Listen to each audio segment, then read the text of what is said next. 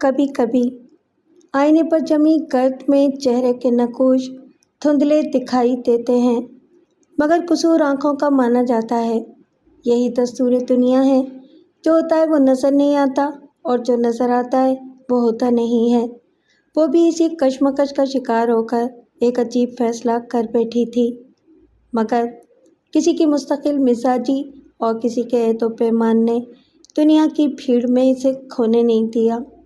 ہجر اور رفاقت کے درمیان ہونے والی اس جنگ میں بیگ صاحب نے جب ثالثی کردار ادا کیا تو گلاب لمحے اس کا مقدر کیوں نہ ٹھہرتے۔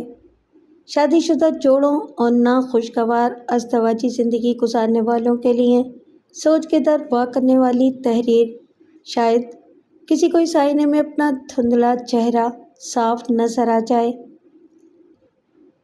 السلام علیکم لسنرز، آئیے ایڈوکیٹ مرزا امجد بیگ کی ایک نئی کہانی سنتے ہیں جس کا عنوان ہے پکا دھاگا۔ تو آئیے شروع کرتے ہیں۔ میں عموماً رات 9 بجے آفس سے اٹھ جایا کرتا ہوں، لیکن اس روز کلائنٹس نے کچھ ایسی یلغار کی تھی کہ یوں محسوس ہوتا تھا جیسے آج کی رات یہیں پر گزرے گی۔ لگ بھگ 9:30 بجے میرے چیمبر میں آخری داخل ہونے والی کلائنٹ ایک فیمیل تھی۔ میں نے پیشہ ورانہ مسکراہٹ سے اس خاتون کا استقبال کیا اور اسے بیٹھنے کے لیے کہا۔ وہ شکریہ ادا کر کے ایک کرسی کھینچ کر بیٹھ گئی۔ اس دوران اس نے مجھے اپنا نام سلطانہ بتایا تھا۔ وہ ایک پرکشش اور خوش شکل عورت تھی۔ اس کی عمر کا اندازہ میں نے 30 کے آس پاس قائم کیا، جو بعد ازاں درست ثابت نہیں ہوا۔ وہ زندگی کی 42 بہاریں دیکھ چکی تھی۔ بڑی سدا بہار جوانی تھی اس کی۔ میں نے دیوار گیر کلاک پر نگاہ ڈالی جو 9:30 کا وقت بتا رہا تھا۔ میں اپنے ٹارگٹ سے تھوڑا پیچھے تھا۔ اب تک مجھے تمام کلائنٹس کو نپٹا دینا چاہیے تھا۔ بہرحال میں نے سلطانہ کی طرف دیکھتے ہوئے نہایت ہی شائستہ انداز میں پوچھا، جی فرمائیں، میں آپ کی کیا خدمت کر سکتا ہوں؟ وہ گہری سنجیدگی سے بولی، میں آپ کے تعاون سے ایک کیس دائر کرانا چاہتی ہوں، اس لیے حاضر ہوئی ہوں۔ میں سیدھا ہو کر بیٹھ گیا اور سوالیہ انداز میں سلطانہ کو دیکھتے ہوئے پوچھا، جی کیس کی نوعیت کیا ہے؟ بات ختم کرتی میں نے کاغذ قلم سنبھال لیا۔ سلطانہ نے بدستور سنجیدہ لہجے میں جواب دیا، نوعیت ہے چھٹکارا۔ آپ عدالت کے ذریعے کس غم سے چھٹکارا حاصل کرنا چاہتی ہیں؟ اس غم کا نام ہے رئیس شاہ، وہ ڈرے ہوئے انداز میں بولی۔ اس کا مطمئن نظر بڑی حد تک میری سمجھ میں آ گیا تھا، لیکن پھر بھی تصدیق کی خاطر میں نے پوچھنا ضروری سمجھا، رئیس شاہ غالباً آپ کے شوہر کا نام ہے؟ آپ بالکل درست سمجھے ہیں، وہ اس بات میں سر ہلاتے ہوئے بولی۔ میں نے کہا، لگے ہاتھوں مجھے اس کا حدود اربا بھی بتا دیجیے۔ سلطانہ نامی وہ عورت میرے سوال کے جواب میں بولی، نام تو میں آپ کو پہلے ہی بتا چکی ہوں، ہماری شادی کو صرف 2 سال ہوئے ہیں۔ رئیس شاہ ایک نجومی ہے، ذائچہ وغیرہ بنا کر لوگوں کی قسمت کا حال بتاتا ہے۔ اس کے علاوہ وہ قیمتی پتھروں کا کاروبار بھی کرتا ہے۔ کسی وقت اس نے نجوم کی دکان ناظم آباد میں سجا رکھی تھی اور اس کی رہائش یوپی موڑ پر تھی۔ ان دنوں ہم نارتھ ناظم آباد میں رہتے تھے، پھر ہماری شادی ہو گئی۔ شادی کے بعد ہم لوگ گلشن اقبال کے ایک پوش علاقے میں شفٹ ہو گئے۔ اس کے ساتھ ہی رئیس شاہ نے اپنا کاروبار بھی گلشن میں یعنی بنگلے کے اندر ہی منتقل کر دیا۔ ناظم آباد کی ایک چھوٹی سی دکان میں جو کام آستانہ رئیسیہ کے بینر تلے جاری تھا، وہ گلشن پہنچ کر شاہ کلینک میں بدل گیا۔ علاقہ اور ماحول بدلا تو شاہ صاحب ایک عام نجومی سے کنسلٹنٹ اور پروفیسر شاہ بن گئے، اور ظاہر ہے ان کی فیس میں بھی اضافہ ہو گیا۔ اس نے چند لمحات کا توقف کیا اور پھر کہا، یہ ہیں اب تک کے حالات بیگ صاحب۔ سلطانہ جی، آپ نے اپنے شوہر کا جو جغرافیہ اور تاریخ بیان کی ہے، اس سے تو یہی پتہ چلتا ہے کہ آپ لوگوں نے ہر گزرتے دن کے ساتھ ترقی کی ہے، اور آپ لوگوں نے نہیں بیگ صاحب، وہ قطع کلامی کرتے ہوئے بولی، صرف رئیس شاہ کہیں۔ خیر، میں نے احتیاط سے کام لیتے ہوئے کہا، کان سیدھی طرح پکڑیں یا ہاتھ گھما کر، اسے کوئی فرق نہیں پڑتا۔ رئیشہ کی ترقی آپ ہی کی ترقی سمجھی جائے گی، آپ اس کی بیوی جو ہیں۔ میں آپ کی بات سے اتفاق نہیں کروں گی بیگ صاحب، وہ تو ٹوک انداز میں بولی۔ اگر رئیشہ کی ترقی میری ترقی ہوتی تو پھر مجھے اس سے نجات حاصل کرنے کے لیے آپ کے پاس آنے کی ضرورت پیش نہ آتی۔ لمحاتی توقف کے بعد اس نے اضافہ کرتے ہوئے کہا، میرا خیال ہے جب تک میں آپ کو رئیشہ کی عیاری اور مکاری کی کہانی نہیں سناؤں گی، آپ میرے مسئلے کو سمجھ نہیں سکیں گے۔ میں نے ایک گہری سانس خارج کی اور ٹھہرے ہوئے لہجے میں کہا، میں پوری توجہ سے سن رہا ہوں، آپ کہانی شروع کر دیں۔ مجھے دیر تو ہو ہی چکی تھی، تھوڑی دیر اور میں مزید سلطانہ کو دے دیتا تو کوئی خاص فرق نہیں پڑتا۔ اس روز سلطانہ نامی اس خوبصورت عورت کی زبانی ان میاں بیوی کے جو حالات میرے علم میں آئے، میں ان کا خلاصہ آپ کی خدمت میں پیش کرتا ہوں تاکہ آپ اس کیس کے پس منظر سے اچھی طرح آگاہ ہو جائیں۔ رئیشہ کی عمر اس وقت لگ بھگ 50 سال رہی ہوگی۔ وہ مناسب صحت اور متناسب بدن کا مالک ایک شاطر انسان تھا۔ سلطانہ سے شادی سے پہلے وہ یو پی موڑ نیو کراچی میں رہائش پذیر تھا۔ اس نے کسی زمانے میں شادی بھی کی تھی، لیکن پہلی بیوی سلمیٰ سے اس کی کبھی نہیں بنی تھی۔ وہ جتنا عرصہ بھی میاں بیوی کی حیثیت سے ایک چھت کے نیچے رہے، صبح شام ان میں لڑائی جھگڑا ہوتا رہا۔ اسی دوران میں ان کی ایک بیٹی بھی پیدا ہو گئی۔ رئیشہ ان دنوں باقاعدہ کوئی کام نہیں کرتا تھا، اگر کچھ کرتا بھی تھا تو وہ کام تھا ٹھیلا لگانا، اور آئے دن اس ٹھیلے کی نوعیت بھی بدلتی رہتی تھی۔ کبھی وہ سبزی کا ٹھیلا بن جاتا، کبھی چنا چاٹ کا، کبھی بریانی کا، تو کبھی بن کباب کا اور کبھی بھسی ٹکڑے کا۔ میاں بیوی کے بیچ اختلاف اور جھگڑے کے اور بھی بہت سے عوامل ہوں گے، لیکن سب سے بڑا سبب معاشی تنگی ہی تھا۔ سب سے زیادہ دلچسپ یہ کہ اس زمانے میں وہ محض رئیس ہوا کرتا تھا۔ سب کچھ اپنے ڈھب سے آگے بڑھتا رہا، اور جب ان کی بیٹی صدف 2 سال کی ہوئی تو ایک رات سلمیٰ کا انتقال ہو گیا۔ رئیشہ کا کوئی بہن بھائی یا قریبی رشتہ دار اس دنیا میں موجود نہیں تھا۔ 2 سال کی بچی کی پرورش کوئی آسان کام نہیں تھا، لہٰذا صورتحال کو دیکھتے ہوئے صدف کا ماموں اسے اپنے ساتھ لے گیا تھا۔ اعجاز حسین اور نصرت کے اپنے بھی بچے تھے، لہٰذا صدف ماموزاد بہن بھائیوں کے ساتھ پروان چڑھنے لگی۔ اس دوران میں ایک عجیب چیز دیکھنے میں آئی۔ ابتدا میں تو دنیا دکھاوے کے لیے رئیشہ اپنی بچی سے ملنے اعجاز حسین کے گھر جاتا رہا، پھر اس نے رخ پھیر لیا۔ صدف کی جانب سے اس کی بے اتنائی عام لوگوں کی سمجھ میں نہیں آتی تھی، مگر اعجاز حسین اور اس کی بیوی نصرت رئیشہ کے ذہن میں کل بلانے والے شک کے کیڑے سے بخوبی آگاہ تھے، اور انہوں نے اس کی بے مروتی کا کوئی خاص نوٹس نہیں لیا تھا۔ واضح رہے کہ رئیشہ کا مذکورہ شک سلمیٰ کے کردار کے حوالے سے تھا۔ اس نے صدف کو اپنی اولادی تسلیم نہیں کیا تھا۔ میاں بیوی کے مابین ہونے والے آئے روز کے فساد کی ایک نمایاں وجہ یہ بھی تھی۔ بہرحال رئیشہ نے صدف کی جانب سے مکمل لا تعلقی اختیار کر لی تھی۔ پھر کچھ عرصے کے لیے وہ یو پی موڑ کے منظر سے بھی غائب ہو گیا۔ 3 ماہ کے بعد اس کی واپسی ہوئی۔ لوگوں نے دیکھا کہ اس کی دنیا بدل گئی تھی۔ وہ اب پہلے والا رئیس نہیں رہا تھا، رئیشہ بن گیا تھا۔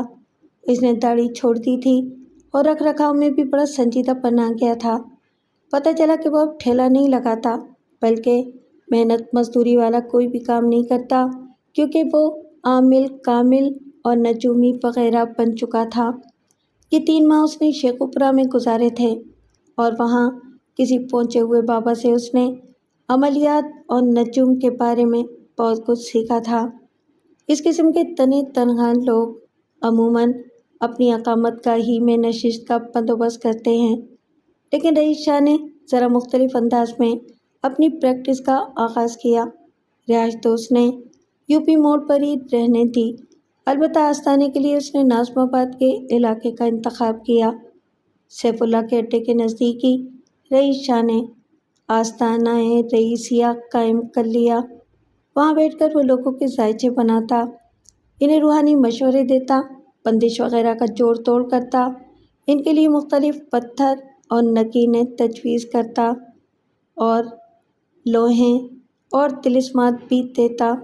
دیکھتے ہی دیکھتے اس کا دھندا چل نکلا اور اس کا آستانہ خواتین و حضرات سے آباد نظر آنے لگا، اور رئیس شاہ کے پاس آنے والے سائلین کی تعداد میں روز بروز اضافہ ہوتا جا رہا تھا۔ یہ سائلین اس کے کلائنٹس تھے۔ انہی لوگوں میں ایک خاتون تھی، قمر النساء۔ قمر النساء کو وہم ہو گیا تھا کہ اس کی بیٹی زیب النساء پر کسی نے کچھ کر دیا ہے، یعنی وہ کسی بندش کے زیر اثر ہے۔ جہاں بھی اس کے رشتے کی بات چلتی تھی، تھوڑے ہی دنوں میں معاملات بگڑ کر ختم ہو جاتے تھے۔ حالانکہ اللہ نے اس کی بیٹی کو شکل اور عقل سب کچھ دے رکھا تھا۔ عمر تیزی سے نکلی جا رہی تھی اور وہ زیب النساء کی شادی کے لیے بہت پریشان تھی، اس لیے بھی کہ زیب النساء کا باپ عبد القادر اس دنیا سے اٹھ چکا تھا۔ اگرچہ نعت نظم آباد میں ان کا ذاتی بنگلہ تھا، عبد القادر نے اپنی زندگی میں مختلف مالیاتی اداروں میں اچھی خاصی رقم انویسٹ کر رکھی تھی، جہاں سے بڑا معقول منافع آ جاتا تھا، جو ان تینوں کی گزر بسر کے لیے بہت کافی تھا۔ تینوں سے مراد قمر النساء، زیب النساء اور زیب النساء کا چھوٹا بھائی فیصل۔ فیصل کی عمر 15 کے آس پاس تھی۔ وہ ایک نکما اور آوارہ نوجوان تھا۔ قمر النساء نے اپنی کسی جاننے والی سے رئیس شاہ کی شہرت سنی تو ایک روز وہ فیصل کے ساتھ آستانہ رئیسیہ پر پہنچ گئی۔ رئیس شاہ اپنے پاس آنے والوں کا بقول جائزہ لیتے ہوئے ابتدائی چند سوالات ہی میں ان کے بارے میں اچھی خاصی معلومات حاصل کر لیا کرتا تھا۔ بہرحال یہ رئیس شاہ کی چالاکی تھی یا اس کا طریقہ واردات، تاہم وہ اس ہنر میں بہت طاق تھا۔ قمر کے ساتھ بھی اس نے یہی حربہ آزمایا اور آخر میں کہا قمر کے ساتھ بھی اس نے یہی حربہ آزمایا اور آخر میں کہا، جی خاتون، بتائیں میں آپ کے لیے کیا کر سکتا ہوں؟ میں اپنی بیٹی زیب کے سلسلے میں حاضر ہوئی ہوں شاہ جی، قمر النساء نے دھیمی آواز میں کہا، پھر اپنا مسئلہ بیان کر دیا۔ رئیس شاہ نے بڑی توجہ سے اس کی بات سنی اور گمبھیر لہجے میں کہا، لڑکی کا ذائچہ بنانا پڑے گا۔ ذائچہ بنائیں جی، یا کوئی تعویذ وغیرہ دیں؟ قمر نے عقیدت بھرے لہجے میں کہا، بس میرا کام ہو جانا چاہیے۔ جب آپ میرے آستانے تک آ گئی ہیں تو سمجھیں کہ کام تو 100% ہو گیا۔ رئیس شاہ نے اس کی آنکھوں میں دیکھتے ہوئے کہا، تعویذ یا علاج معالجے کی باری تو بعد میں آئے گی، پہلے ذائچہ بنا کر یہ تو دیکھ لوں کہ لڑکی کے ساتھ مسئلہ کیا ہے۔ وہ لمحے بھر کے لیے چپ ہوا اور پھر اضافہ کرتے ہوئے بولا، ذائچے کی تیاری کے لیے آپ مجھے چند چیزیں فراہم کر دیں۔ جی، کون سی چیزیں؟ قمر نے سوالیہ نظروں سے اس کی طرف دیکھا۔ وہ ٹھہرے ہوئے لہجے میں بولا، مثلاً زیب کی تاریخ پیدائش، وقت پیدائش اور مقام پیدائش۔ مقام پیدائش سے میری مراد پیدائش کا ضلع وغیرہ ہے، وہ علاقہ جہاں آپ کی صاحبزادی پیدا ہوئی تھی۔ قمر نے شاہ جی کو مطلوبہ معلومات فراہم کر دیں۔ رئیس شاہ نے مختلف حسابات کے بعد کاغذ پر ایک چوکوٹ ڈبہ سا بنایا، پھر اس کے اندر عمودی، افقی اور ترچھی لائنیں کھینچ کر چند تکونے اور مربع واضح کیے۔ ان خانوں میں اس نے ستاروں اور سیاروں کی الٹی اور سیدھی چالیں درج کیں۔ پھر چند منٹ کے غور و خوض کے بعد وہ تشویش بھرے انداز میں بولا، آپ کی صاحبزادی تو سارستی میں پھنسی ہوئی ہے۔ سارستی؟ قمر نے تعجب خیز نظروں سے رئیس شاہ کو دیکھا۔ شاہ جی، یہ کیا بلا ہے؟ بالکل درست فرما رہی ہیں آپ، وہ مدبرانہ انداز میں بولا، سارستی ایک خوفناک بلا ہی کی طرح ہوتی ہے، اسے زحل کی نحوست سے بھی تعبیر کرتے ہیں۔ ہاں، وہ اس بات میں گردن ہلاتے ہوئے بولی، میں نے زحل کا نام سن رکھا ہے، یہ بہت ہی مشکل اور سخت سیارہ ہے۔ رئیس شاہ نے ٹھہرے ہوئے لہجے میں کہا، یہ اپنے مخصوص دور میں انسان پر جو سختی اور پریشانی لاتا ہے، اس میں بندہ بے بس و مجبور ہو کر رہ جاتا ہے۔ آپ اس دور کو زحل کی بندش سمجھ لیں۔ یہ بندش اور نحوست ختم کیسے ہوگی شاہ جی؟ سراسیمہ لہجے میں بولی۔ ہم کس لیے آستانہ کھولے بیٹھے ہیں؟ وہ سینہ پھلاتے ہوئے بولا۔ ہم آپ کی صاحبزادی کی اور آپ کی مشکل حل کریں گے۔ اس کے لیے مجھے کیا کرنا ہوگا؟ قمرالنساء نے پوچھا۔ آپ کو بس ہماری ہدایت پر عمل کرنا ہوگا۔ جو حکم ہو شاہ جی، وہ بڑی فرما برداری سے بولی۔ رئیس شاہ کوئی حکم دینے کے بجائے زیب کے ذائچے میں غرق ہو گیا۔ چند لمحات کی سوچ وچار کے بعد اس نے گمبھیر انداز میں کہا، آپ کی صاحبزادی جیسا کہ میں نے بتایا پیدائشی طور پر ساڑھ ستی کا شکار ہے، اور آج کل یہ منحوس زحل اس کے 7ویں گھر سے گزر رہا ہے جو شراکت داری سے منسوب ہے، بزنس پارٹنرشپ اور لائف پارٹنرشپ وغیرہ۔ جبھی اس کی شادی کے سلسلے میں رکاوٹیں اور پریشانیاں آ رہی ہیں۔ بہرحال وہ لمحے بھر کے لیے رکا اور پھر اضافہ کرتے ہوئے بولا، بہرحال آپ کو فکر مند ہونے کی ضرورت نہیں، میں زحل کی نحوست کو کاٹنے والی لو آپ کو دوں گا جو آپ کی صاحبزادی کو اپنے پاس رکھنا ہوگی۔ اس کے علاوہ اسے ایک پتھر بھی پہننا ہوگا۔ بس پھر دیکھیں کمال، سب ٹھیک ہو جائے گا۔ قمر نے سکھ کی ایک گہری سانس لی اور پھر تشکرانہ لہجے میں بولی، آپ نے تو میرا مسئلہ ہی حل کر دیا شاہ جی۔ شاہ جی نے لوح زحل قمر کے حوالے کی اور پوچھا، نگینہ آپ مجھ سے لیں گی یا لکھ دوں؟ آپ کسی جوہری سے خرید کر اور چاندی کی انگوٹھی میں جڑوا کر اپنی بیٹی کو پہنا دینا۔ اگر آپ کے پاس ہے تو آپ دے دیں، قمرالنساء نے سادہ سے لہجے میں کہا۔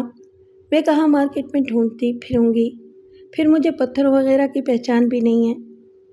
یہ تو آپ بالکل ٹھیک کہہ رہی ہیں، وہ تائیدی انداز میں گردن ہلاتے ہوئے بولا۔ جواہرات کی مارکیٹ میں ایک سے بڑھ کر ایک فنکار بیٹھا ہوا ہے۔ میرے عقیدت مندوں میں 2-3 ایسے کاروباری افراد ہیں جو Thai land, Burma, Sri Lanka وغیرہ جاتے رہتے ہیں۔ میں ان سے نگینے منگوا لیتا ہوں۔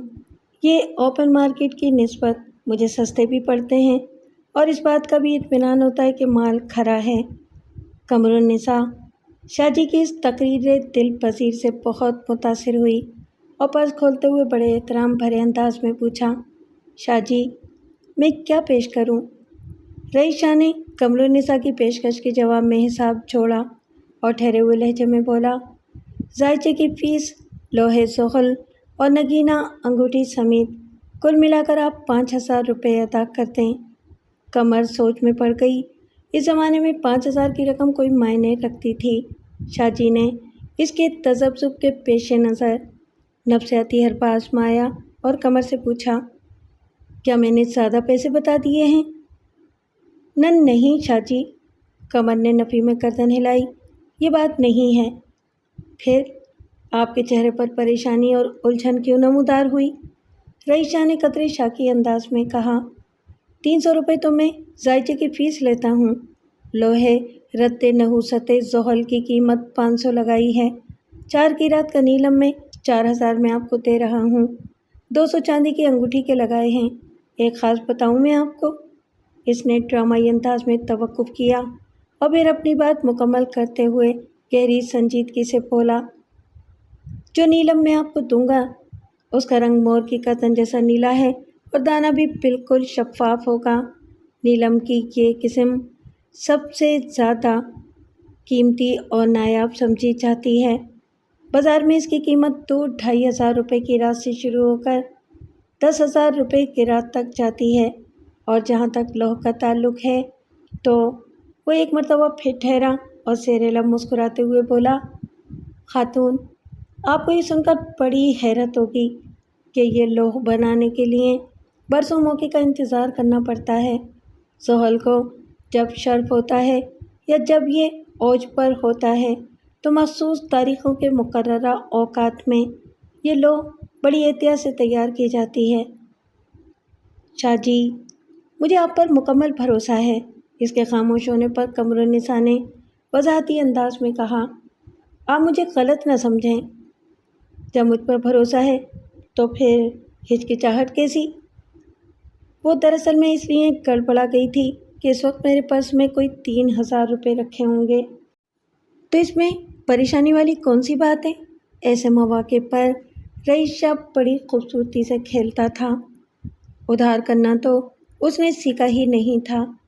ٹھہرے ہوئے لہجے میں اس نے کہا، انگوٹھی کی تیاری میں تو ویسے بھی 2-3 دن لگ ہی جائیں گے۔ ابھی آپ لوہے زحل لے جائیں اور انگوٹھی کا سائز دے جائیں۔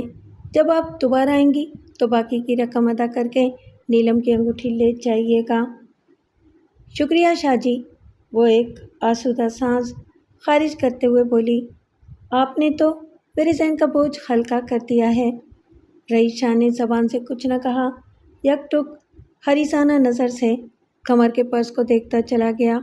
قمر نے 3,000 کے نوٹ گن کر اس کی جانب بڑھا دیے۔ شاہ جی نے رقم وصول کرتے ہوئے رسماً پوچھ لیا، واپسی کا کرایہ تو ہے نا آپ کے پاس؟ چاہیں تو ان میں سے کچھ رکھ لیں، جب دوبارہ آئیں گی تو دے دیجیے گا۔ میرے پرس میں 300-400 روپے رکھے ہیں، قمر نے جواب دیا۔ پریشانی والی کوئی بات نہیں۔ ایک لمحے کے توقف کے بعد اس نے اضافہ کرتے ہوئے کہا، شاہ جی ذرا میرے بیٹے کا حساب بھی تو لگائیں۔ اس کا اشارہ ساتھ آئے ہوئے فیصل کی طرف تھا۔ برخوردار کا حساب میں لگا چکا ہوں، رئیس شاہ نے ٹھوس لہجے میں کہا۔ جی؟ وہ سوالیہ نظر سے شاہ جی کو تکنے لگی۔ جب یہ نوجوان میرے آستانے میں داخل ہوا تھا تو اس پر پڑنے والی پہلی نظر ہی سے میں نے اندازہ لگا لیا تھا کہ یہ سحری اثرات میں گرفتار ہے۔ آپ بالکل ٹھیک کہہ رہے ہیں شاہ جی، وہ پرزور تائید کرتے ہوئے بولی۔ یہ 2-3 سال پہلے تک ایسا نہیں تھا۔ زیادہ خرابی 1 سال پہلے سے شروع ہوئی ہے۔ تعلیم کو خیر بات کہہ چکا ہے اور سارا دن آوارہ گردی میں گزارتا ہے۔ کوئی چھوٹے سے چھوٹا کام بھی بول دوں تو چڑ جاتا ہے۔ زیب سے بھی دن رات اس کا جھگڑا ہوتا رہتا ہے۔ سمجھ میں نہیں آتا میرے گھر کو کس کی نظر لگ گئی ہے۔ ایک قریبی رشتہ دار کی، رئیس شاہ نے بڑے شاطرانہ انداز میں کہا، اور وہ ایک عورت ہے۔ قمر النساء چونک کر حیرت بھری نظر سے رئیس شاہ کو دیکھنے لگی۔ وہ اپنے طریقہ باتت کو دراز کرتے ہوئے بولا، وہ چھوٹے قد کی ایک سانولی عورت ہے جس کی ایک دبلی پتلی بیٹی بھی ہے۔ رئیس شاہ کی نفسیاتی تک بندیاں جاری رہیں، اور اس عورت کا تعلق تمہاری سسرال یعنی فیصل کی ددھیال سے ہے۔ آج کل تم لوگوں کا مذکورہ عورت سے ملنا جلنا بھی نہیں۔ کیا میں غلط کہہ رہا ہوں؟ آپ نے تو میری نند نیلو کا نقشہ کھینچ ڈالا ہے شاہ جی، قمر نے حیرت میں ڈوبی ہوئی سرسراتی آواز میں کہا۔ کیا میرا کھینچا ہوا نقشہ درست ہے؟ بالکل درست ہے شاہ جی، قمر النساء نے ایک ایک لفظ پر زور دیتے ہوئے کہا۔ نیلوفر عرف نیلو میرے مرحوم شوہر کی چھوٹی بہن ہے۔ ادھر میٹروول کے علاقے میں اس کی رہائش ہے۔ اس کی ایک دبلی پتلی بیٹی فرانہ بھی ہے جو لگ بھگ فیصل کی ہم عمر ہے۔ نیلو کا ارادہ تھا میں فیصل کے لیے فرانہ کو پسند کر لوں، لیکن میں نے 2 ٹوک الفاظ میں منع کر دیا، اور آپ کے اس انکار کے بعد ہی فیصل کی حالت میں منفی تبدیلی رونما ہونا شروع ہوئی تھی جو اس وقت عروج کی طرف پڑ رہی ہے۔ رئیس شاہ نے ماہر شکاری کے مانند جال پھینک کر آہستہ آہستہ کھینچنا شروع کیا۔ رئیس شاہ ان لوگوں سے بہت خوش ہوتا تھا جو اس کے کام کو سہل بنا دیا کرتے تھے، یعنی پریشانی کے ہاتھوں مجبور ہو کر وہ اسے ایسے نکات فراہم کر دیا کرتے تھے جن کی بنا پر وہ بآسانی اپنا کھیل کھیل لیا کرتا تھا۔ قمر بھی ایک ایسی ہی شکار تھی۔ شاہ جی، میں آپ کی علمیت اور کاملیت کو مان گئی ہوں، وہ عقیدت بھری نظر سے رئیس شاہ کو دیکھتے ہوئے بولی۔ بالکل ایسا ہی ہوا تھا۔ نیلو نے ایک ہندو عامل سے فیصل پر بڑا گندہ عمل کروا رکھا ہے، رئیس شاہ نے گمبھیر انداز میں کہا۔ اگر فوری طور پر اس کا توڑ نہ کیا گیا تو بچے کا دماغ بھی الٹ سکتا ہے۔ ڈرانے والی خطرناک باتیں نہ کریں شاہ جی، وہ خوف زدہ نظر سے رئیس شاہ کو دیکھتے ہوئے بولی۔ میرے فیصل کا علاج کریں۔ بچے کا علاج میں ضرور کروں گا، وہ ٹھہرے ہوئے لہجے میں بولا۔ اس کے لیے جھلی پر زعفران سے 7 فلیتے تیار کرنا ہوں گے جو نام میں پالتا کے حساب سے بنائے جاتے ہیں۔ آپ 3 دن کے بعد جب انگوٹھی لینے میرے پاس آئیں گی تو مذکورہ فلیتے آپ کو تیار ملیں گے۔ آپ اپنے بچے کی طرف سے بے فکر ہو جائیں۔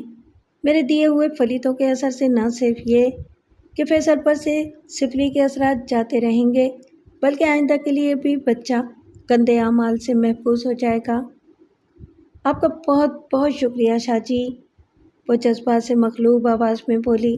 پھر پوچھا، ان فلیتوں کا ہدیہ کیا ہوگا؟ 7 فلیتے 700 روپے، رئیس شاہ نے واضح الفاظ میں کہا۔ لیکن آپ پیسوں کے لیے پریشان نہ ہوں، جب آپ کا بچہ ٹھیک ہو جائے گا تو دے دیجیے گا۔ قمرالنساء نے رئیس شاہ کا ڈھیروں شکریہ ادا کیا اور پھر سلام کر کے آستانے سے نکل آئی۔ 3 روز کے بعد قمرالنساء دوبارہ آستانہ رئیسیہ پر پہنچی اور اس بار وہ اپنی بیٹی زیب النساء کو بھی اپنے ساتھ لے کر آئی تھی۔ یہیں سے کہانی میں ایک سنسنی خیز موڑ آیا۔ زیب النساء کی عمر 40 کے قریب تھی، لیکن دیکھنے میں وہ 30 سے زیادہ کی نظر نہیں آتی تھی۔ اس پر زیب کی دلکشی اور رعنائی نے رئیس شاہ کا 15واں طبق بھی روشن کر دیا تھا۔ وہ زیب کو دیکھتے ہی اس پر ریجھ گیا۔ زیب کے صاف و شفاف سراپا اور خد و خال کی خوبصورتی نے شاہ جی کے دل و دماغ میں ہلچل سی مچا دی۔ اس اندرونی طوفان میں سے صرف ایک ہی صدا بلند ہو رہی تھی جو اس کے دل و دماغ پر مسلسل گیہ توڑا برسا رہی تھی۔ مجھے زیب النساء کی ضرورت ہے، میں اسے ہر قیمت پر حاصل کر کے رہوں گا وغیرہ وغیرہ۔ اس روز رئیس شاہ بڑے خاص انداز میں ان کے ساتھ پیش آیا۔ اس کی تمام تر توجہ زیب پر مرکوز رہی۔ نیلم جڑی چاندی کی انگوٹھی زیب کی درمیانی انگلی میں پہنا دی گئی۔ مڈل فنگر سیارہ زحل سے منسوب ہے اور نیلم بھی اسی سیارے کا پتھر مانا جاتا ہے۔ فیصل کے لیے تیار کردہ فلیتے بھی قمرالنساء کے حوالے کر دیے، جنہیں نوچندی جمعرات سے شروع کر کے ہر جمعرات کو عصر اور مغرب کے درمیان جلا کر اس کی دھونی فیصل کو دینا تھی۔ انہیں رخصت کرتے وقت رئیس شاہ نے چند ایسے شوشے بھی چھوڑے کہ زیب کو ہفتے میں ایک آدھ بار اس کے آستانے پر ضرور خاص ریت دینا پڑے۔ قمر شاہ جی کی کاملیت پر ایمان لا چکی تھی، لہٰذا وہ بلا جوں چرا اس کی ہر ہدایت پر عمل کر رہی تھی۔ ایک طرح سے ان لوگوں کے درمیان فیملی ٹرمز پیدا ہو گئے تھے۔ رئیس شاہ نے قمرالنساء کے گھر میں سیندھ لگانے کے لیے ایسا طریقہ اختیار کیا کہ اس کے گھر پر بھی نادیدہ اثرات کا پتہ چلا لیا۔ یہ شاہ جی کی خوش قسمتی تھی یا قمر کی بدقسمتی کہ اس دوران میں رئیس شاہ کے مشوروں کے خاطر خواہ اثرات بھی مرتب ہونے لگے تھے۔ فیصل کے جنون اور چچڑے پن میں نمایاں کمی باقی ہوئی تھی اور ایک دو جگہوں پر زیب کے رشتے کی دوبارہ بات بھی چلی تھی، لیکن شاہ جی نے علم نجوم کی روشنی میں ان رشتوں کو زیب کے لیے نامناسب قرار دے کر مسترد کر دیا تھا۔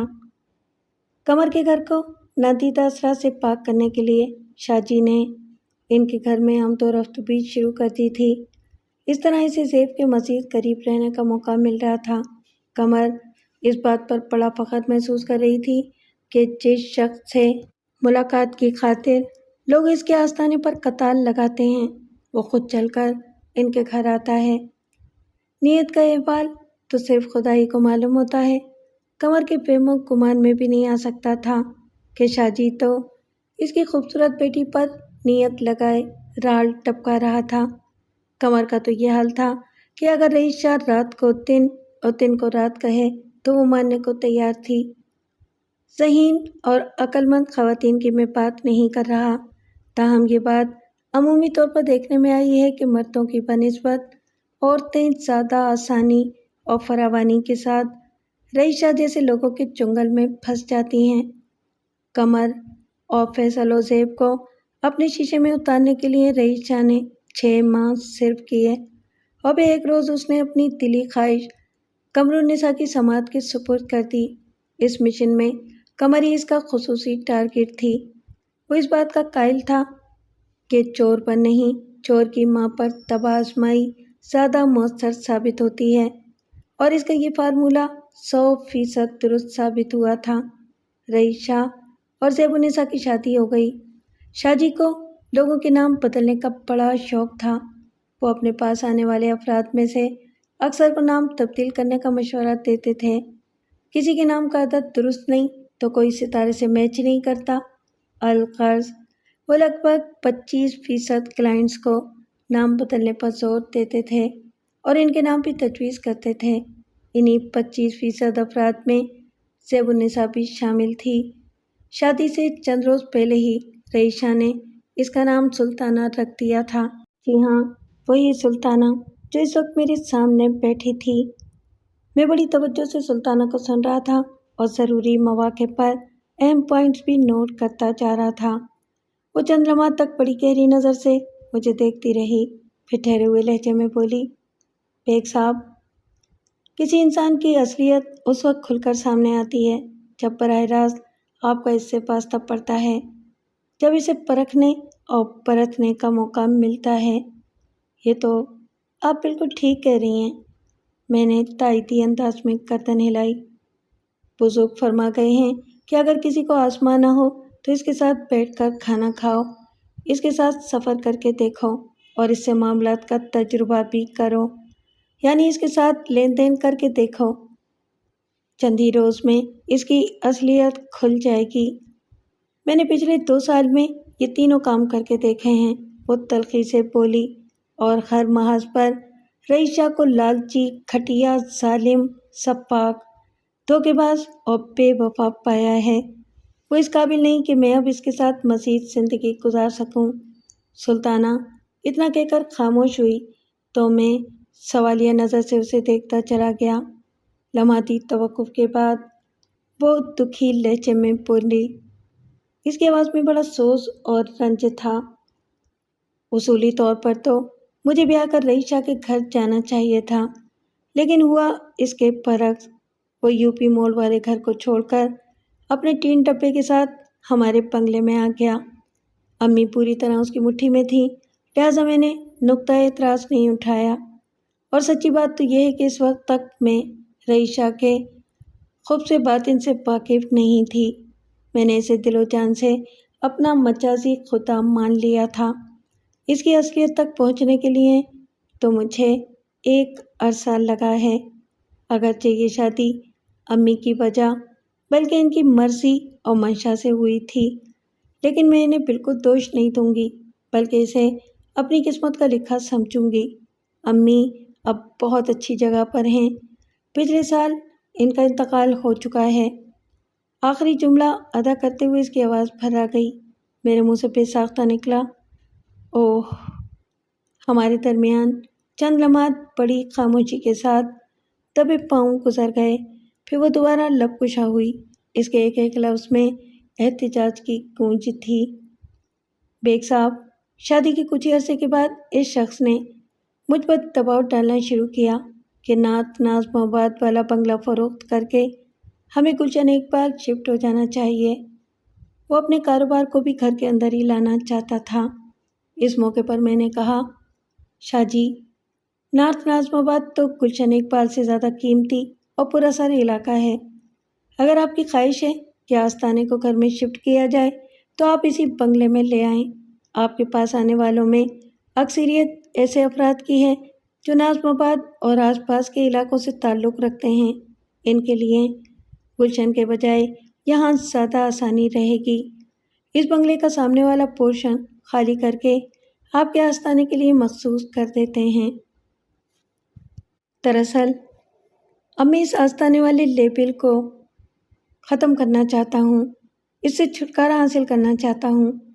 وہ سوچ میں ڈوبے ہوئے لہجے میں بولا، دنیا بدل رہی ہے، لوگوں کے رجحانات تبدیل ہو رہے ہیں، میں اس کام کو جدید بنیادوں پر آگے بڑھانا چاہتا ہوں۔ یہ تو بڑی اچھی بات ہے، میں نے سراہنے والے انداز میں کہا۔ اچھی بات تو یقیناً ہے، کیونکہ یہ رئیشہ کا آئیڈیا ہے، وہ فخری انداز میں سینہ پھلاتے ہوئے بولا، لیکن میرے خیال میں اس تجربے کے لیے سب سے موزوں جگہ گلشن اقبال کا علاقہ ہے۔ میں نے ستاروں کی چالوں اور سیاروں کی ڈھالوں کا بڑی باریک بینی سے حساب کیا ہے، اور گلشن اقبال کے طول البلد اور عرض البلد کا بھی جائزہ لے لیا ہے۔ مجھے یقین ہے وہاں جاتے ہی میرے بزنس کو کسی سپر سونک جنگی طیارے کے پر لگ جائیں گے۔ جب رئیسہ کی گفتگو میں ستارے، سیارے، طیارے وغیرہ آتے تھے تو میں دانستہ خاموشی اختیار کر لیا کرتی تھی۔ اس نوعیت کے ثقیل الفاظ اور ان کے استعمال و افعال پر غور کرنے سے میرے سر میں درد ہونے لگتا تھا۔ چند روز کے بعد امی نے مجھے بتایا کہ ہم لوگ نعت نظم آباد والا بنگلہ فروخت کر کے گلشن اقبال میں منتقل ہو رہے ہیں۔ رئیس شاہ نے اپنے مخصوص خط کنڈے آزما کر امی کو اپنا ہم خیال بنا لیا تھا۔ وہ ویسے بھی شاہ جی سے بے حد متاثر و مرعوب تھیں۔ پتہ نہیں رئیس نے انہیں کیا پٹی پڑھائی کہ وہ جی جان سے اس کا ساتھ دینے کے لیے تیار ہو گئیں۔ وہ بنگلہ امی کے نام تھا، لہٰذا وہ اسے فروخت کرنے کا پورا حق رکھتی تھیں۔ لیکن اس موقع پر میں نے انہیں یہ مشورہ دیا، امی میں آپ کو بنگلہ بیچنے سے تو نہیں روک سکتی، لیکن میرا ایک مشورہ ہے۔ ہاں بولو، انہوں نے گہری سنجیدگی سے کہا۔ کیا مشورہ ہے؟ جب آپ گلشن اقبال میں گھر خریدیں تو وہ بھی آپ ہی کے نام ہونا چاہیے۔ انہوں نے سوچتی ہوئی نظر سے مجھے دیکھا اور پوچھا، زیب یہ بات تم کسی خاص سبب سے کہہ رہی ہو؟ سبب کا تو مجھے پتہ نہیں، میں نے گول مول جواب دیا، لیکن میری چھٹی حص مجھے بار بار کہہ رہی ہے کہ اگر نیا گھر آپ کے نام نہ ہوا تو بڑی گڑبڑ ہو جائے گی۔ تم بھی شاہ جی کے ساتھ رہ رہ کر نجومن بن گئی ہو، وہ زیر لب مسکراتے ہوئے بولی، بڑی بڑی پیش گوئیاں کرنے لگی ہو۔ میں جو کچھ بھی کہہ رہی ہوں اس کا تعلق علم نجوم سے نہیں ہے، پھر کس سے تعلق ہے؟ یہ میرے دل کی آواز ہے امی۔ اچھا ٹھیک ہے، میں اس معاملے کو دیکھ لوں گی، وہ تسلی آمیز انداز میں بات ختم کرتے ہوئے بولی، تمہیں فکر مند ہونے کی ضرورت نہیں ہے۔ میں امی کی تسلی کے بعد بے فکر ہو گئی۔ آئندہ ماہ نعت نظم آباد والا بنگلہ فروخت ہو گیا اور ہم گلشن اقبال کے ایک نسبتاً بڑے بنگلے میں آ گئے۔ بنگلے کی مالکانہ حیثیت کے حوالے سے امی نے ایک انوکھا ہی فیصلہ کیا تھا۔ اس بنگلے کے کاغذات تمہارے نام سے تیار ہوں گے زیب، انہوں نے وکیل کی موجودگی میں انکشاف کیا۔ میرا تو اب چل چلاؤ ہے، پتہ نہیں کب بلاوا آ جائے۔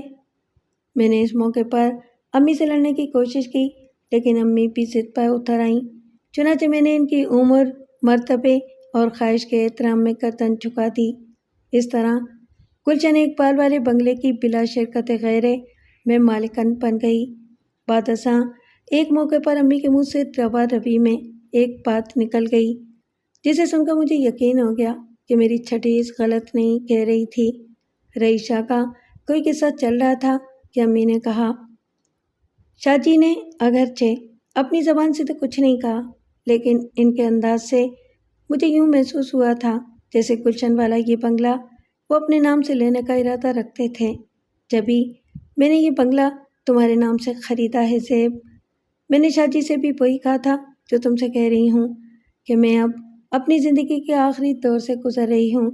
یہ سب دولت و جائیداد تمہیں لوگوں کی ہے، میں اس کا کیا کروں گی؟ تم بڑی ہو، مجھے یقین ہے کہ تم سے زیادہ فیصل کا خیال اور کوئی نہیں رکھ سکتا۔ امی کا کہا سچ ثابت ہوا۔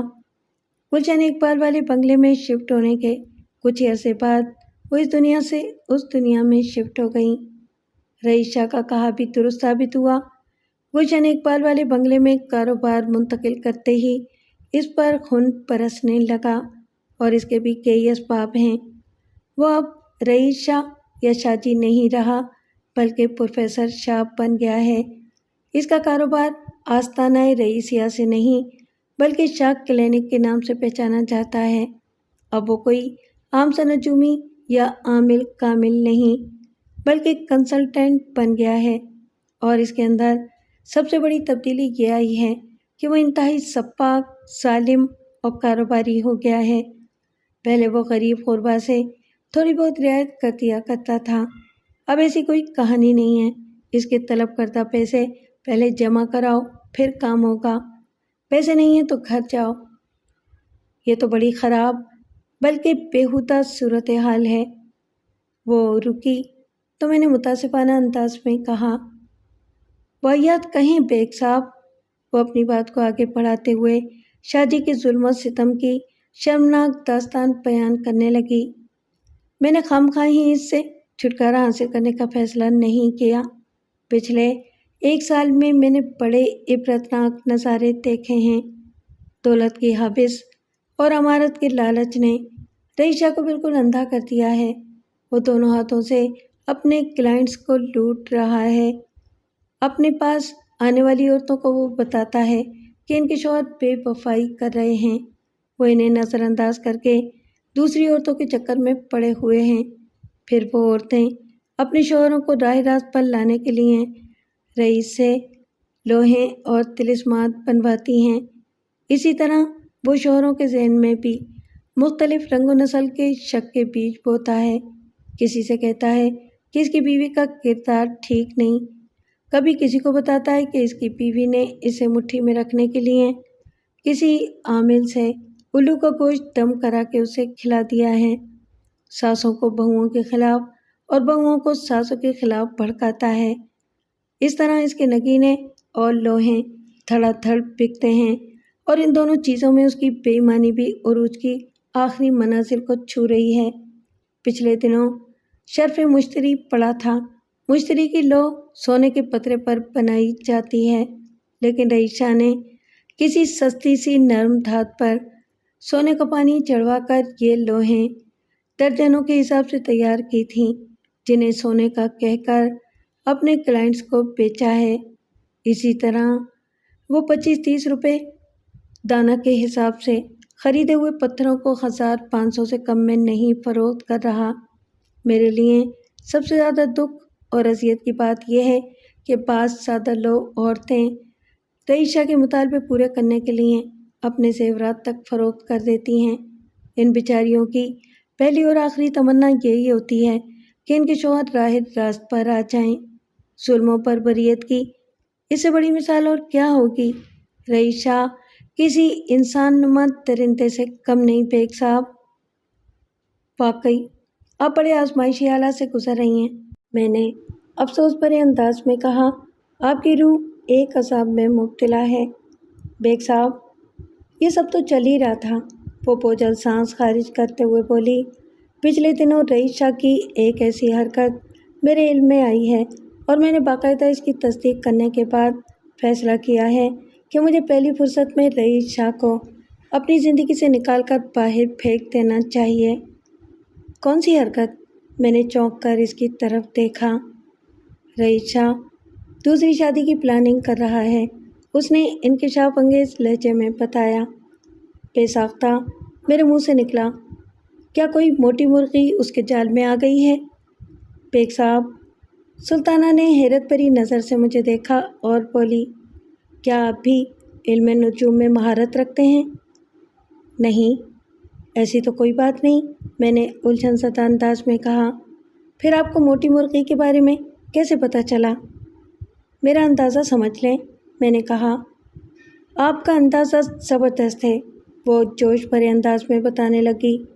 وہ مرغی جسامت میں تو بڑی ڈیشنگ اور اسمارٹ ہے، لیکن دولت کے لحاظ سے آپ اسے موٹا بھی کہہ سکتے ہیں۔ اس مرغی کا کوئی نام تو ہوگا؟ میں نے دلچسپی لیتے ہوئے سوال کیا۔ نام اس کا پیدائشی تو ماجبی تھا، سلطانہ نے زہریلے انداز میں بتایا، مگر یہ تجربے کی بات ہے کہ رئیسہ کے قریب آنے والے سب سے پہلے اپنے نام سے محروم ہو جاتے ہیں۔ اب وہ ماجبی سے روبی بن چکی ہے۔ رئیس نے اسے احساس دلا دیا ہے کہ وہ ایک قیمتی یاقوت ہے، لہٰذا اس کا نام روبی ہونا چاہیے۔ لمحاتی توقف کر کے اس نے ایک بوجھل سانس خارج کی اور بھی سلسلہ کلام کو جاری رکھتے ہوئے کہا، روبی ہاکی اسٹیڈیم کے نزدیک کھڈا مارکیٹ میں ایک بڑا بیوٹی پارلر چلاتی ہے۔ اس کی رہائش فیز 5 کے ایک لگژری بنگلے میں ہے۔ یہ عورت طلاق یافتہ اور خود مختار ہے، مال و دولت کی اس کے پاس کوئی کمی نہیں۔ آج کل روبی رئیسہ کی مٹھی میں ہے، عنقریب وہ شادی کرنے والے ہیں۔ یہ ساری معلومات آپ تک کیسے پہنچی؟ اس کے خاموش ہونے پر میں نے پوچھا۔ رئیسہ کے ایک سابق دوست ریاست علی سے، اس نے بتایا۔ سابق دوست؟ میں نے سوالیہ انداز میں اس کی طرف دیکھا۔ ریاست علی کے ادھر لیاقت آباد کی صرافہ مارکیٹ میں پتھروں اور نگینوں کی بہت بڑی دکان ہے، وہ وضاحت کرتے ہوئے بولی۔ کسی زمانے میں رئیس شاہ ریاست سے نگینیں خریدا کرتا تھا اور اپنے کلائنٹس کو بھی پتھروں کی خریداری کے لیے ریاستی کے پاس بھیجا کرتا تھا۔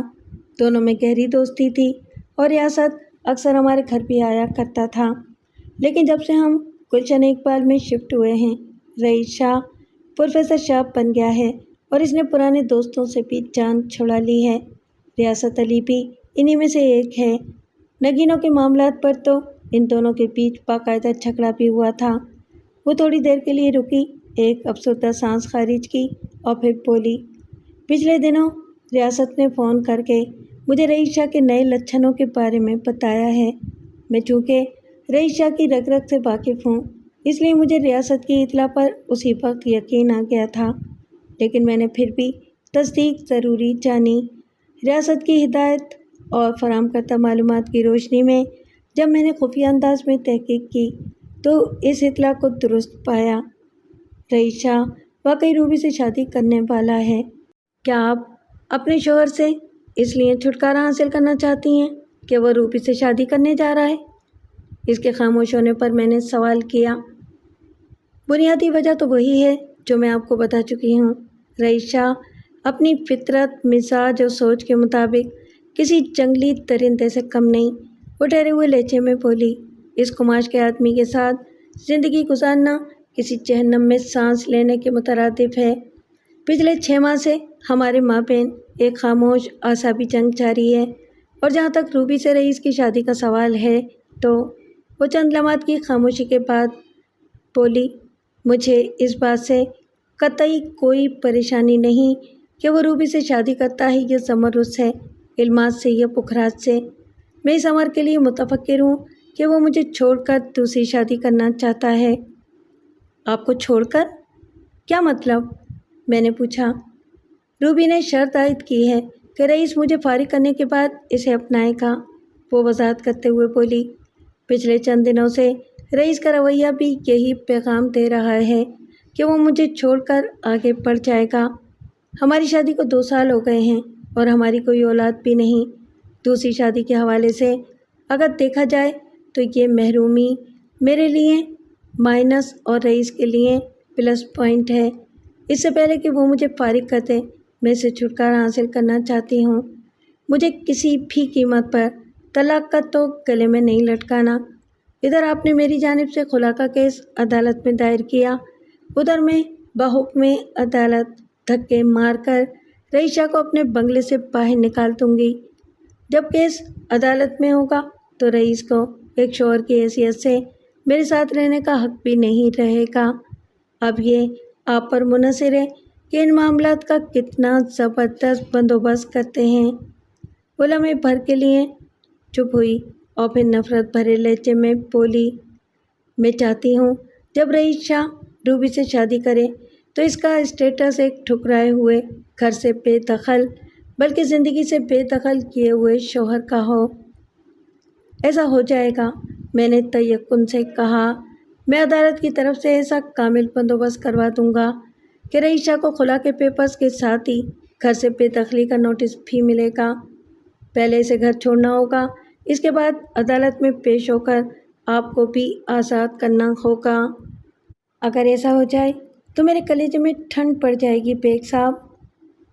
اس معاملے کے لیے آپ بے فکر ہو جائیں، میں نے ٹھوس لہجے میں کہا، لیکن خلا کے حوالے سے آپ کو چند اہم باتیں اپنے ذہن میں رکھنا ہوں گی۔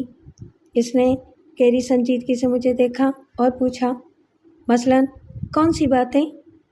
میں نے حق کے وکیل ادا کرتے ہوئے کہا، مثلاً یہ کہ خلا کا مطالبہ چونکہ آپ کی جانب سے ہوگا، لہٰذا تنسیخ نکاح کے نتیجے میں آپ کو اپنے حقوق وغیرہ سے دستبردار ہونا پڑے گا، مثلاً مہر کی رقم۔ بیگ صاحب، مجھے کچھ بھی نہیں چاہیے، وہ میری بات پوری ہونے سے پہلے ہی بول اٹھی۔ اس شاطر شخص نے تو امی کو مٹھی میں لے کر مجھے حاصل کر لیا تھا۔ امی چونکہ اس کی اندھی مریدنی بنی ہوئی تھیں، لہٰذا نکاح کے وقت انہیں نظر ہی نہیں آیا کہ بیٹی کے حقوق کو تحفظ بھی دینا ضروری ہے۔ میرا مہر صرف 5,000 روپے، سکہ رائے الفق پاکستان بندھا تھا۔ آپ خود ہی بتائیں، ان 5,000 کو لے کر میں کون سی ارب پتی بن جاؤں گی؟ اور جہاں تک نان و نفقے کا تعلق ہے تو اس نے سانس ہموار کرنے کے لیے توقف کیا اور پھر بات مکمل کرتے ہوئے بولی، اللہ کا شکر ہے بیگ صاحب، اگر میں اپنے بنگلے کا ایک پورشن کرائے پر بھی اٹھا دوں گی تو ہم دونوں بہن بھائی کی گزر اوقات بڑے آسودہ انداز میں ہو جائے گی۔ میں رئیشہ کی محتاج نہیں ہوں، میں اپنے بنگلے کو فروخت کر کے اس رقم میں 3 شاندار فلیٹ بھی خرید سکتی ہوں۔ ایک میں خود رہوں اور باقی 2 کو کرائے پر چڑھا دوں تو بھی زندگی بڑے سکھ چین سے گزرے گی۔ اوکے، میں نے فیصلہ کن انداز میں کہا، میں پہلی فرصت میں آپ کا کیس تیار کر کے عدالت میں لگاتا ہوں۔ آپ کل دوپہر کے بعد کسی وقت میرے آفس آ کر ضروری کاغذات پر دستخط کر دیجیے گا، اور دل میں یہ نکتہ بھی پختہ کر لیں کہ اب قدم پیچھے نہیں ہٹانا۔ سوال ہی پیدا نہیں ہوتا بیگ صاحب، وہ ایک ایک لفظ پر زور دیتے ہوئے بولی۔ میں اس دن کا بےتابی سے انتظار کروں گی جب میرے اگلے ہوئے کو وہ طلاق یافتہ روبی نکلے گی۔ آپ نے روبی کے بارے میں اچھی خاصی معلومات حاصل کر رکھی ہیں، میں نے دلچسپی کا اظہار کرتے ہوئے کہا۔ اس کے ساتھ طلاق یافتہ کا لیبل کیوں لگا ہوا ہے؟ چند سال پہلے مہاجبین عرف روبی نے احمد حسن نامی ایک مالدار شخص سے شادی کی تھی، وہ وضاحت کرتے ہوئے بولی۔ کچھ ہی عرصے کے بعد احمد حسن اچانک غائب ہو گیا، آج تک اس کا کچھ پتہ نہیں چلا۔ مہاجبین کا کہنا ہے کہ احمد حسن اسے طلاق دے کر بیرون ملک چلا گیا تھا۔ ثبوت کے طور پر اس نے ایک طلاق نامہ بھی سنبھال کر رکھا ہوا ہے جس سے پتہ چلتا ہے کہ وہ مطلقہ ہے۔ حقیقت کیا ہے یہ تو خدا ہی کو معلوم ہوگا۔ ویسے خوب گزرے گی جب مل بیٹھیں گے ٹھکرائے ہوئے تو، میں نے مذاق کے رنگ میں کہا۔ ایک مطلقہ، دوسرا خلا زدہ۔ سلطانہ کے چہرے پر مسکراہٹ کھیلنے لگی۔ میں نے پوچھا، خلا کے کاغذات سلطانہ ہی کے نام سے تیار کیے جائیں نا؟ جی ہاں بالکل، اس نے تائیدی انداز میں گردن ہلائی۔ نکاح نامے میں میرا نام سلطانہ ہی درج ہے، اس کیس سے نمٹتے ہی میں دوبارہ زیب و نثار بن جاؤں گی۔ میں رئیس شاہ کے عطا کردہ اس آصیب سے بھی نجات حاصل کر لوں گی۔ میں نے اپنی فیس وصول کر کے اس کی رسید سلطانہ کو تھما دی۔ وہ میرا شکریہ ادا کرنے کے بعد رخصت ہو گئی۔ ایک روز بعد میں نے سلطانہ کی جانب سے خلا کا کیس دائر کر دیا۔ اس سلسلے میں نے سلطانہ کو عدالتی معاملات کی اونچ نیچ سے اچھی طرح آگاہ کر دیا تھا، کیونکہ جب رئیس شاہ کو گھر سے بے دخلی کا نوٹس ملتا تو وہ سٹ پٹا کر رہ جاتا۔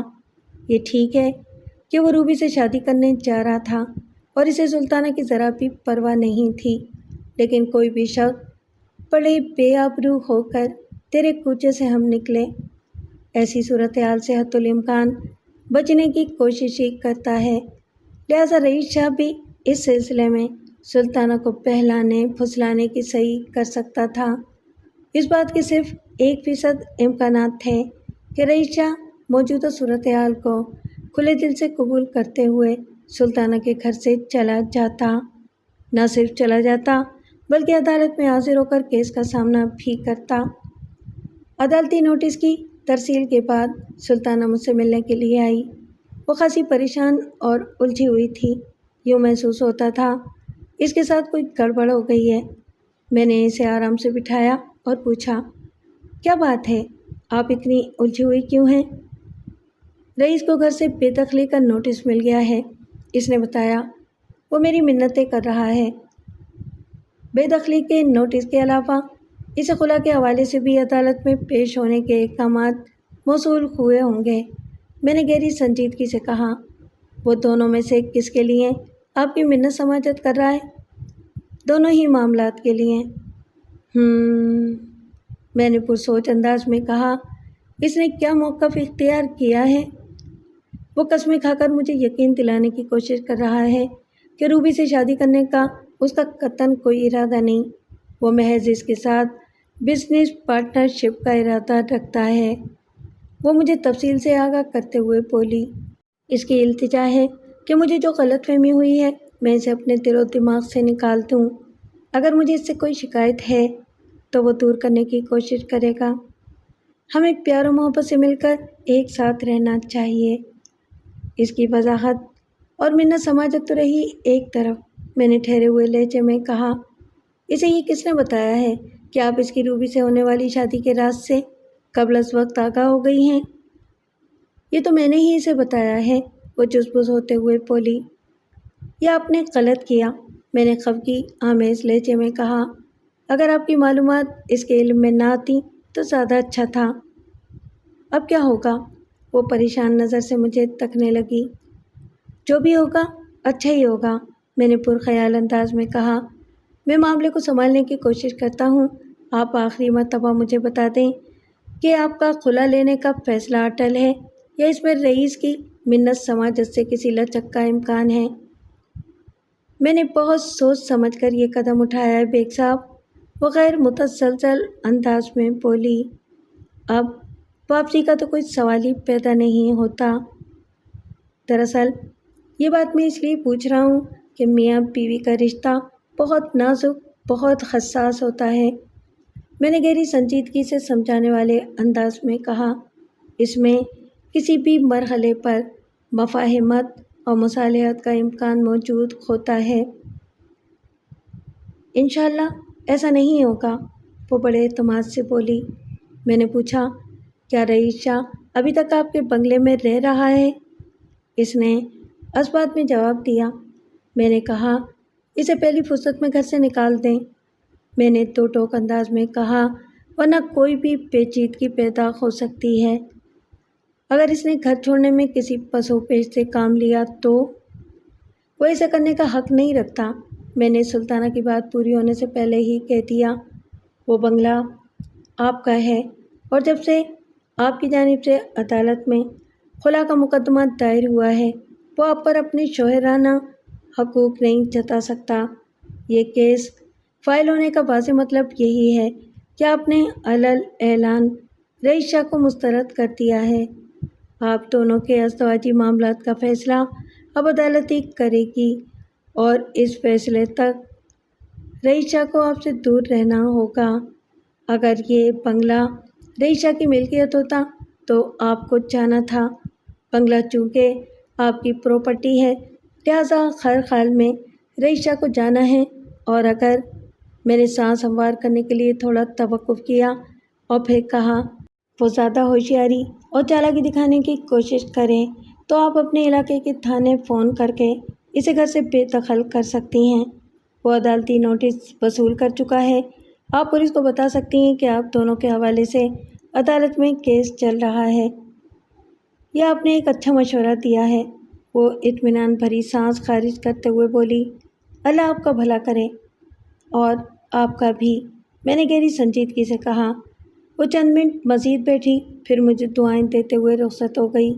اسی رات جب میں سونے کے لیے لیٹ رہا تھا کہ میرے رہائشی فون کی گھنٹی بج اٹھی۔ اس زمانے میں CLI کی سہولت نہیں ہوا کرتی تھی، فون اٹینڈ کرنے کے بعد ہی پتہ چلتا تھا کہ دوسری جانب کون ہے۔ ہیلو، میں نے ریسیور کو کان سے لگانے کے بعد ماؤتھ پیس میں کہا۔ بیگ صاحب، یہ میں ہوں۔ دوسری طرف ایک نسوانی آواز ابھری، سلطانہ، خیریت تو ہے نا؟ میں نے تشویش بھرے انداز میں دریافت کیا۔ سلطانہ کو میں نے اپنے گھر کا نمبر بھی دے دیا تھا۔ اس کا کیس کچھ اس نوعیت کا تھا کہ اسے کسی بھی وقت میری ضرورت پیش آ سکتی تھی، ورنہ میں عموماً کلائنٹس کے تمام تر معاملات آفس اور کورٹ ہی میں نپٹایا کرتا ہوں۔ بالکل خیریت ہے جناب، سلطانہ نے میرے سوال کے جواب میں بتایا۔ رئیس شاہ گھر چھوڑ کر چلا گیا ہے، لیکن اس کا سامان ابھی ادھر ہی رکھا ہوا ہے۔ وہ صرف ایک بریف کیس ساتھ لے کر گیا ہے جس میں قیمتی جواہرات اور لوہیں اور طلسمات بھرے ہوئے ہیں۔ باقی سامان کے بارے میں اس نے کیا کہا ہے؟ میں نے پوچھا۔ وہ کہہ کر گیا ہے کہ پہلے اپنے رہنے کا بندوبست کر لے، پھر آ کر دیگر سامان بھی لے جائے گا، سلطانہ نے جواب دیا۔ ٹھیک ہے، آپ اس کے کمرے کو تمام تر سامان سمیت لاک کر دیں، میں نے سمجھانے والے انداز میں کہا۔ جب وہ सामान उठाने आए तो इसे यूं ही घर में घुसने की इजाज़त ना दें। आप इसे कहें कि महल्ले के 2-3 मुअज़्ज़िज़ अफराद को जमा करे और इनकी मौजूदगी में अपना सामान उठाए। ये खबर आपके आस पड़ोस को होना चाहिए कि अब आपका रईस शाह से कोई ताल्लुक़ वास्ता नहीं है। आपने कोर्ट में इसके ख़िलाफ़ खुला का केस दायर कर रखा है। आपकी पोजीशन बहुत मजबूत और मुस्तहकम है, लिहाजा घबराने या परेशान होने की तो कोई ज़रूरत ही नहीं। अगले हफ्ते पेशी भी है। ये कम से कम 1 और ज़्यादा से ज़्यादा 2 पेशियों का खेल है। बहुत बहुत शुक्रिया बेग साहब, वो तशक्कुराना लहजे में बोली। फिर इज़्तिरारी अंदाज में कहा, एक बात तो मैं आपको बताना भूल ही गई। कौन सी बात? मैंने जल्दी से पूछा। सुल्ताना ने बताया, वो आपसे मिलने को भी कह रहा था। मुझसे? वो किस सिलसिले में मिलना चाहता है? वो आपको बताना चाह रहा है कि रूबी से उसकी शादी का कोई इरादा नहीं। वो बोली, आप मुझे समझाएं कि मैं ये केस वापस ले लूं। क्या आपने खुला का जो केस फाइल किया है, इसकी बुनियादी वजह रईस शाह का रूबी से दूसरी शादी का इरादा है? मैंने सुल्ताना से ये सवाल पहले भी पूछ चुका था, लिहाजा इस बार मैंने चुपते हुए लहजे में इस्तफसार किया। कतई नहीं, वो ठोस लहजे में बोली। रईस शाह से छुटकारा हासिल करने की दीगर निस्फ दर्जन वजूहात हैं। बस, तो फिर आप मुतमईन होकर बैठ जाएं, मैंने तसल्लिया में इस लहजे में कहा। रईस शाह जो भी कह रहा है उसे कहने दें। अगर वो मेरे पास कोई दाद फरियाद लेकर आया तो मैं इसके दिमाग के कीड़े छाड़ कर रवाना करूँगा। आप इस सिलसिले में बिल्कुल टेंशन ना लें। उसने अलविदाइया कलमात से पहले मेरा बेहद शुक्रिया अदा किया। फिर हमारे दरमियान कायम टेलीफोनिक सिलसिला मौकूफ़ हो गया। मैंने बरसों से जारी मामूल के मुताबिक थोड़ा मुताला किया और फिर जिस्म को ढीला छोड़कर नींद के हवाले कर दिया। सुल्ताना ने बिल्कुल दुरुस्त कहा था। मैंने रात को सुल्ताना से होने वाली गुफ्तगू को अपनी याददाश्त में ज़्यादा जगह नहीं दी थी, लिहाजा अगले रोज़ दफ्तर में जब मेरी सेक्रेटरी आमना ने मुझे बताया कि कोई प्रोफेसर शाह मुझसे मिलने आए हैं, तो फौरी तौर पर मुझे कुछ भी याद न आया और बेसाख्ता मैंने पूछा, कौन प्रोफेसर शाह? वो किसी सुल्ताना नामी औरत का हवाला दे रहे हैं। आमना ने इंटरकॉम पर मुझे तफसील से आगाह करते हुए बताया, जो आपकी क्लाइंट और प्रोफेसर साहब की बीवी है। इस रेफरेंस के बाद चश्मे सदन में मुझे याद आ गया कि वो रईस शाह के सिवा और कोई नहीं हो सकता था। मेरी इस शख्स से कोई ज़ाती रंजिश तो थी नहीं, ताहम सुल्ताना को पेश आमदा सूरत हाल की रोशनी में देखा जाए तो रईस शाह के लिए मेरे दिल में कोई खुशगवार जज्बात नहीं थे। मैंने सेक्रेटरी से पूछा, अपॉइंटमेंट वाले क्लाइंट्स में से कोई बाकी है? नहीं सर, सब निपट गए हैं, मेरी सेक्रेटरी ने बताया। लॉबी में इस वक्त सिर्फ एक ही शख्स मौजूद है और वो यही प्रोफेसर शाह है। ठीक है, प्रोफेसर साहब को मेरे पास भेज दो, मैंने ये कहते हुए रिसीवर क्रैडल कर दिया। अगले ही लम्हे रईस शाह मेरे चैम्बर में मौजूद था। शादी की उम्र 50 से ज़्यादा थी। किसी ज़माने में वो शलवार कमीज़ और वेस्ट कोट पहना करता था। नाज़माबाद से गुलशन एक बार शिफ्ट होने के बाद तो उसके तेवर और रंग ढंग सब बदल गए थे। इस वक्त वो नफीस किस्म के सफारी सूट में मलबूस था और प्रोफेसर बनने के बाद वो नॉर्मल दाढ़ी से फ्रेंच कट पर चला गया था। इसके दोनों हाथों की बेशतर उंगलियों में पेश बहा नगीने चकमका रहे थे। रस्मी अलग सलग के बाद हमारे दरमियान मुख्तसर सी तारुफी गुफ्तगू हुई। फिर वो असल मकसद पर आ गया। इसने बड़े कायल करने वाले अंदाज में मुझसे कहा, बेग साहब, सुल्ताना को शदीद नौयत की गलत फहमी हो गई है। कैसी गलत फहमी शाह जी? मैंने सरसरी लहजे में पूछा। यही कि मैं इसे छोड़कर किसी और औरत से शादी करने वाला हूँ, वो ठहरे हुए लहजे में बोला। जभी उसने आपके तवस्सुत से खुला का केस दायर किया है। वो पब्लिक डीलिंग का आदमी था, लिहाजा बड़े तरीके सलीके से बात करने का हुनर भी जानता था। मैंने अनजानेपन से पूछ लिया, तो क्या आप रूबी नामी किसी औरत से शादी का इरादा नहीं रखते? बिल्कुल नहीं बेग साहब, वो बड़ी शिद्दत से नफ़ी में गर्दन हिलाते हुए बोला, और यही सुल्ताना की गलत फहमी है। रूबी के साथ तो मैं पार्टनरशिप में अपने बिजनेस को आगे बढ़ाने का इरादा रखता हूँ। रईशा की बिजनेस पार्टनरशिप के हवाले से सुल्ताना ने भी मुझे बताया था। अपनी दिलचस्पी की खातिर मैंने पूछ लिया, इस बिजनेस के बारे में आप मुझे कुछ बताएंगे? क्यों नहीं जनाब, वो जल्दी से बोला। आपको बताना इसलिए भी ज़रूरी है ताकि आप अपनी मौक्किला को ज़्यादा बेहतर अंदाज में सूरत हाल की नज़ाकत से आगाह कर सकें। यहाँ तक बोलने के बाद वो चंद लम्हे के लिए रुका और एक गहरी नज़र मुझ पर डालते हुए बोला, मेरे पास हुनर है और रूबी के पास दौलत। जब हुनर और दौलत शाना बशाना आगे बढ़ने का आज़म कर लें तो फिर कामयाबियाँ इनके कदमों की गुज़रगाह बन जाया करती हैं। सुल्ताना को मैंने समझाने की बड़ी कोशिश की है कि मैं जो कुछ भी कर रहा हूँ ताबनाक मुस्तकबिल के लिए बहुत ज़रूरी है, लेकिन वो इस मौके पर उल्टी मत का मुजाहरा कर रही है। ये मनहूस ख्याल इसके जहन से निकलने का नाम नहीं ले रहा कि मैं रूबी से शादी करने वाला हूँ, और मैं ये भी अच्छी तरह जानता हूँ कि ये आग किस बदबख्त ने लगाई है। किसने? मैंने बेसाख्ता पूछ लिया। इस कमीने का नाम है रियासत अली। ज़रा इस कमीने का तारीख़ और जोग्राफिया भी बता दें। सब कुछ जाने के बावजूद भी थोड़ी देर के लिए मैं अनजान बन गया।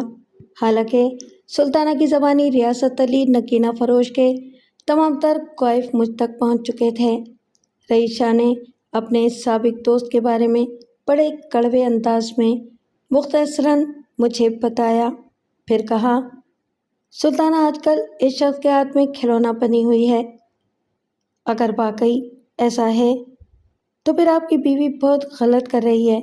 मैंने रईशा की हिमायत में कहा, किसी की बातों में आकर अपने घर को आग लगाना दानिशमंदी नहीं है। ये नुक्ता आप सुल्ताना को समझाएं ना, वो दोस्ताना अंदाज में बोला। बेग साहब, अगर आप ये काम कर दें तो मुझ पर बड़ा एहसान होगा। मेरा घर बर्बाद होने से बच जाएगा और अल्लाह आपको इस नेकी का अजर भी देगा। बल्कि वो रुका, मायना खेज अंदाज में मुझे देखा और आवाज़ दबाकर बोला, मैं भी आपकी खैर खिदमत के लिए तैयार हूँ। मैंने रईशा को यही तासुर दिया कि मैं इसकी बातों से इत्तफाक करता हूँ। इसके खामोश होने पर मैंने गंभीर अंदाज में कहा, शाहजी, खुला के सिलसिले में मेरे पास जो भी केस आते हैं मैं इन औरतों को यही समझाने की कोशिश करता हूँ कि ये तरीका दुरुस्त नहीं है। मेरी हद्दुल इम्कान यही कोशिश होती है कि वो इस नौइयत की मुकदमेबाजी से पास आ जाएं। यह नसीहत बहुत कम औरतों की समझ में आती है। मैंने आपकी बीवी को भी इस मामले के नशे व फराज से आगाह कर दिया था, लेकिन वो अपनी ज़िद पर अड़ी हुई है।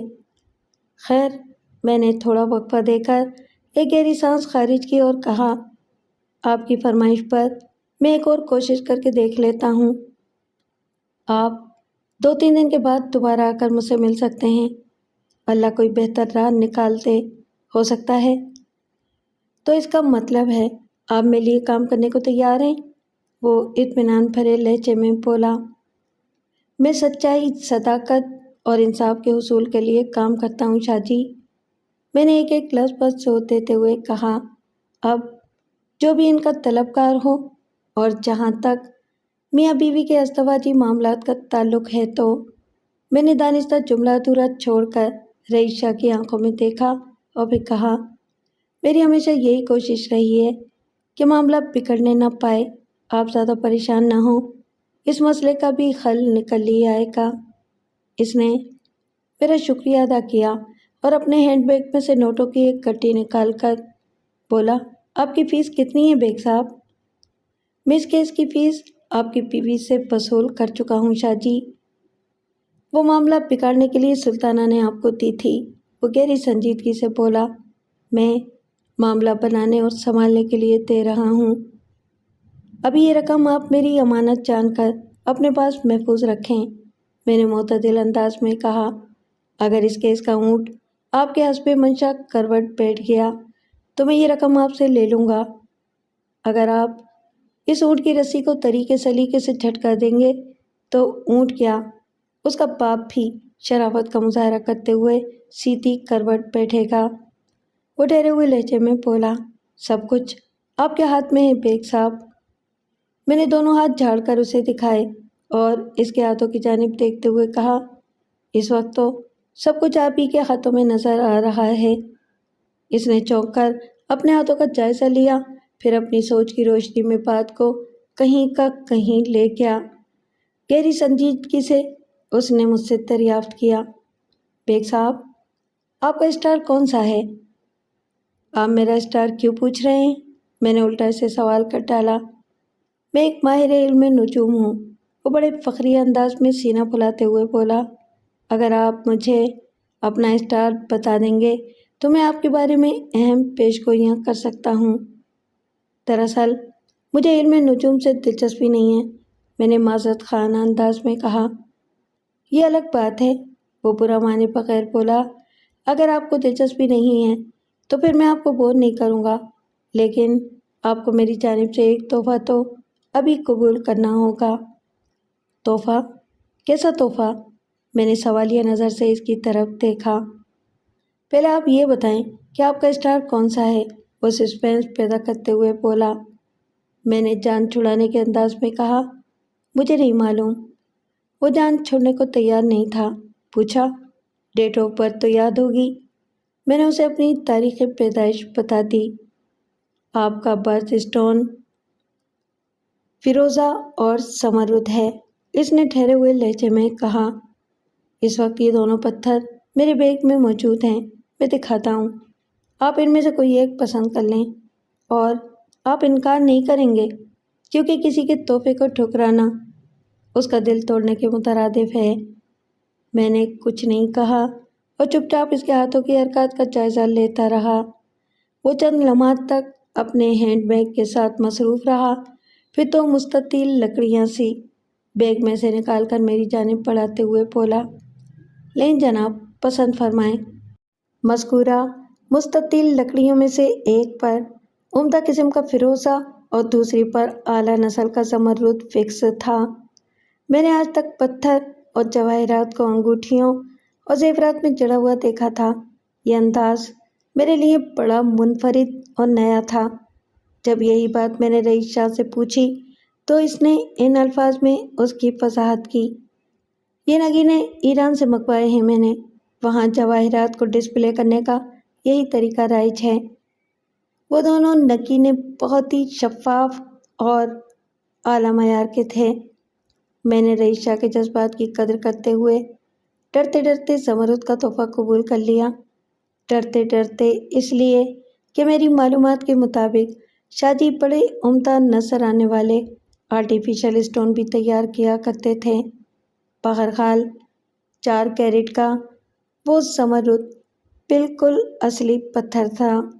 میں نے اپنی تسلی کے لیے ایک جوہری دوست سے اس کا ٹیسٹ کرایا تھا۔ میرے مذکورہ دوست کے مطابق اس زمرد کی اوپن مارکیٹ میں قیمت 2000 روپے فی کیرٹ سے کم نہیں تھی، یعنی شاہ جی کا تحفہ 8-10 ہزار روپے مالیت کا تھا۔ آج سے 40 سال پہلے 10,000 روپے کی بڑی اہمیت ہوا کرتی تھی۔ رخصت سے پہلے میں نے رئیس شاہ سے پوچھ لیا، شاہ جی، آپ نے یہ تو بتایا ہی نہیں کہ آپ روبی کے ساتھ کیسی بزنس میں پارٹنرشپ کرنے جا رہے ہیں؟ بزنس تو یہی ہے جو میں آج کل کر رہا ہوں، مثلاً علم نجوم، پتھر، جواہرات، لوہیں، طلسمات وغیرہ وغیرہ۔ وہ گہری سنجیدگی سے بولا، روبی میری ایک کلائنٹ ہے اور میری معتقد بھی، وہ مجھ پر بہت بھروسہ کرتی ہے۔ یہ اسی کا آئیڈیا ہے کہ میں اپنے بزنس کو کراچی کے ساتھ ساتھ نیشنل اور انٹرنیشنل سطح پر لے جاؤں۔ اس کام کا آغاز ہم پاکستان یعنی نیشنل لیول پر کریں گے۔ پاکستان کے 4 بڑے شہروں کراچی، لاہور، ملتان اور راولپنڈی میں ہم دونوں مل کر 3 کلینک کیا کریں گے۔ جس شہر کا نمبر ہو، اپنی آمد سے 2 روز پہلے وہاں کے مقامی اخبارات میں اشتہار کے ذریعے کلینک کی تاریخوں اور اوقات کا اعلان کر دیا جائے گا۔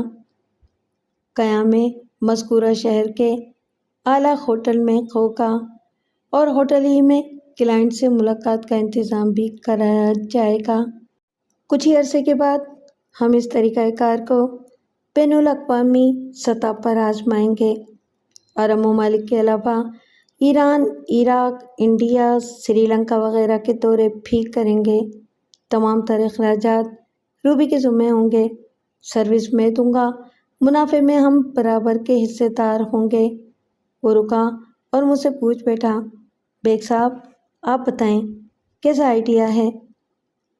بہت شاندار اور منافع بخش، میں نے صاف گوئی کا مظاہرہ کرتے ہوئے کہا، لیکن ایک بات سمجھ میں نہیں آئی۔ کون سی بات؟ وہ الجھن زدہ نظر سے مجھے تکنے لگا۔ یہاں تک تو درست ہے کہ رہن سہن اور سفری اخراجات آپ کی بزنس پارٹنر روبی اٹھائے گی، جس کے لیے وہ منافع میں برابر کی شریک ہے۔ میں نے اپنی ذہن کی الجھن کو زبان تک لاتے ہوئے کہا، لیکن وہ ہر جگہ آپ کے ساتھ ساتھ کیوں جائے گی؟ آپ کے اس بزنس میں روبی کا اصل کردار کیا ہوگا؟ بہت اچھا سوال کیا ہے آپ نے بیگ صاحب، وہ بڑے رسان سے بولا۔ روبی کو میرے پاس آتے ہوئے 6 ماہ سے زیادہ عرصہ ہو گیا ہے۔ وہ میری معتقد ہی نہیں بلکہ شاگرد بھی ہے۔ روبی بہت ہی ذہین عورت ہے۔ وہ بڑی تیزی سے علم نجوم میں مہارت حاصل کر رہی ہے۔ وقتی ذائقے پر اسے کمانڈ حاصل ہے۔ وہ میری اسسٹنٹ کے طور پر ساتھ جائے گی۔ رئیس شاہ کی وضاحت کے بعد اس سلسلے میں مزید کسی سوال کی گنجائش نہیں تھی۔ سلطانہ نے میرے سامنے رئیس شاہ کی شخصیت کو جس انداز میں پینٹ کیا تھا، رئیس شاہ اس کے بالکل برعکس ثابت ہو رہا تھا۔ اس سے گفتگو کے دوران میں اس کی ذات کے حوالے سے میری رائے میں قدرے نرمی پیدا ہوتی جا رہی تھی۔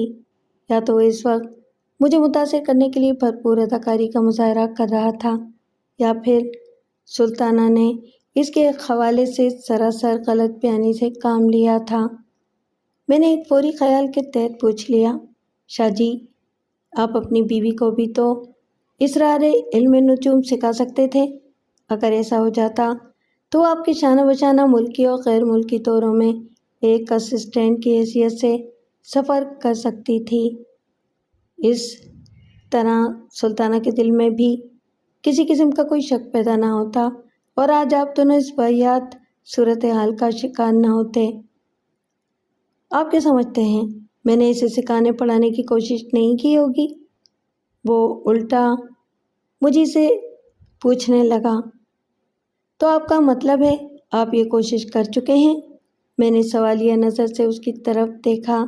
جی ہاں، ایک بار نہیں 1000 بار کوشش کر چکا ہوں، لیکن ان تلوں میں ایک قطرہ بھی تیل کا نہیں۔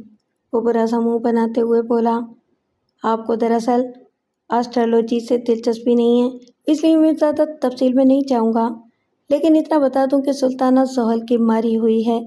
60 صدی کے دوران میں پیدا ہونے والے لوگ زندگی بھر عجیب و غریب ذہنی اور نفسیاتی الجھنوں اور پیچیدگیوں کا شکار رہتے ہیں۔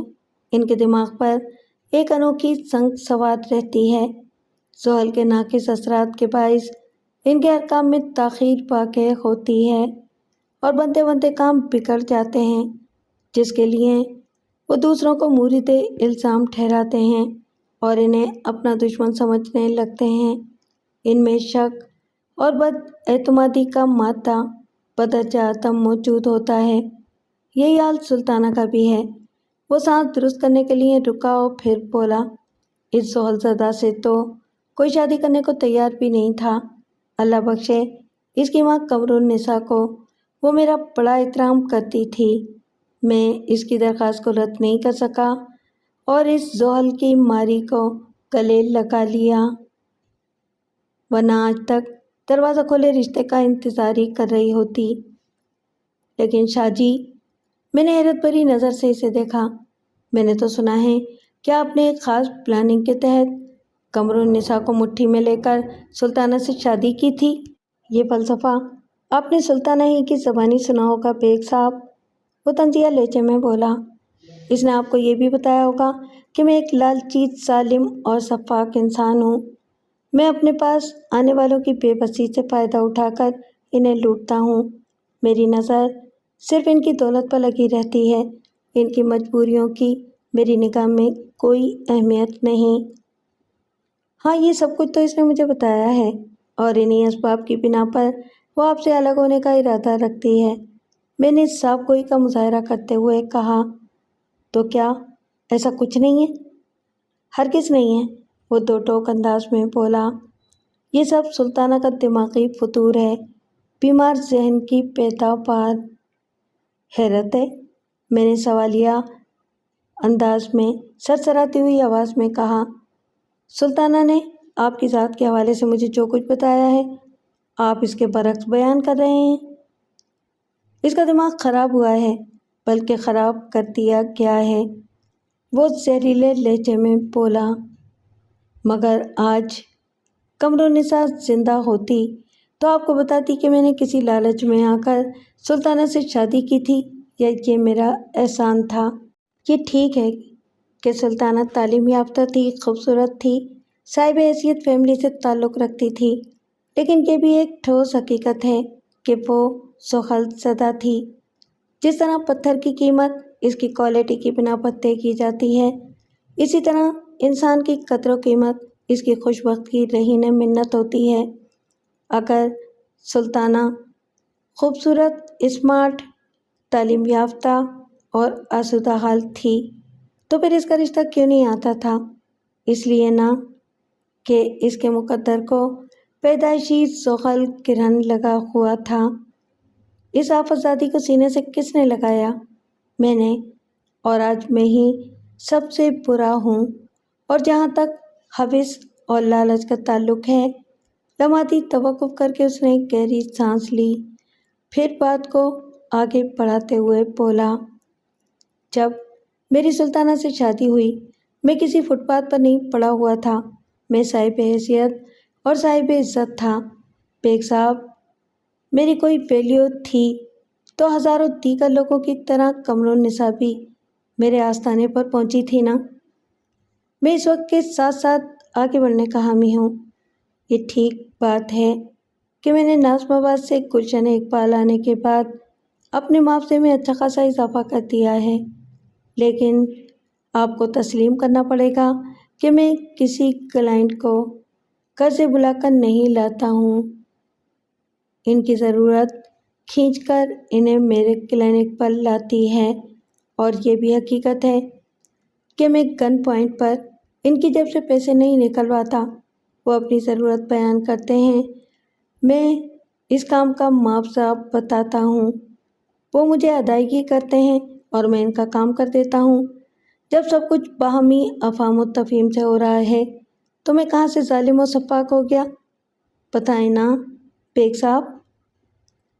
ہاں، اس صورت میں تو آپ کو قصوروار نہیں ٹھہرایا جا سکتا، میں نے منطقی انداز میں کہا۔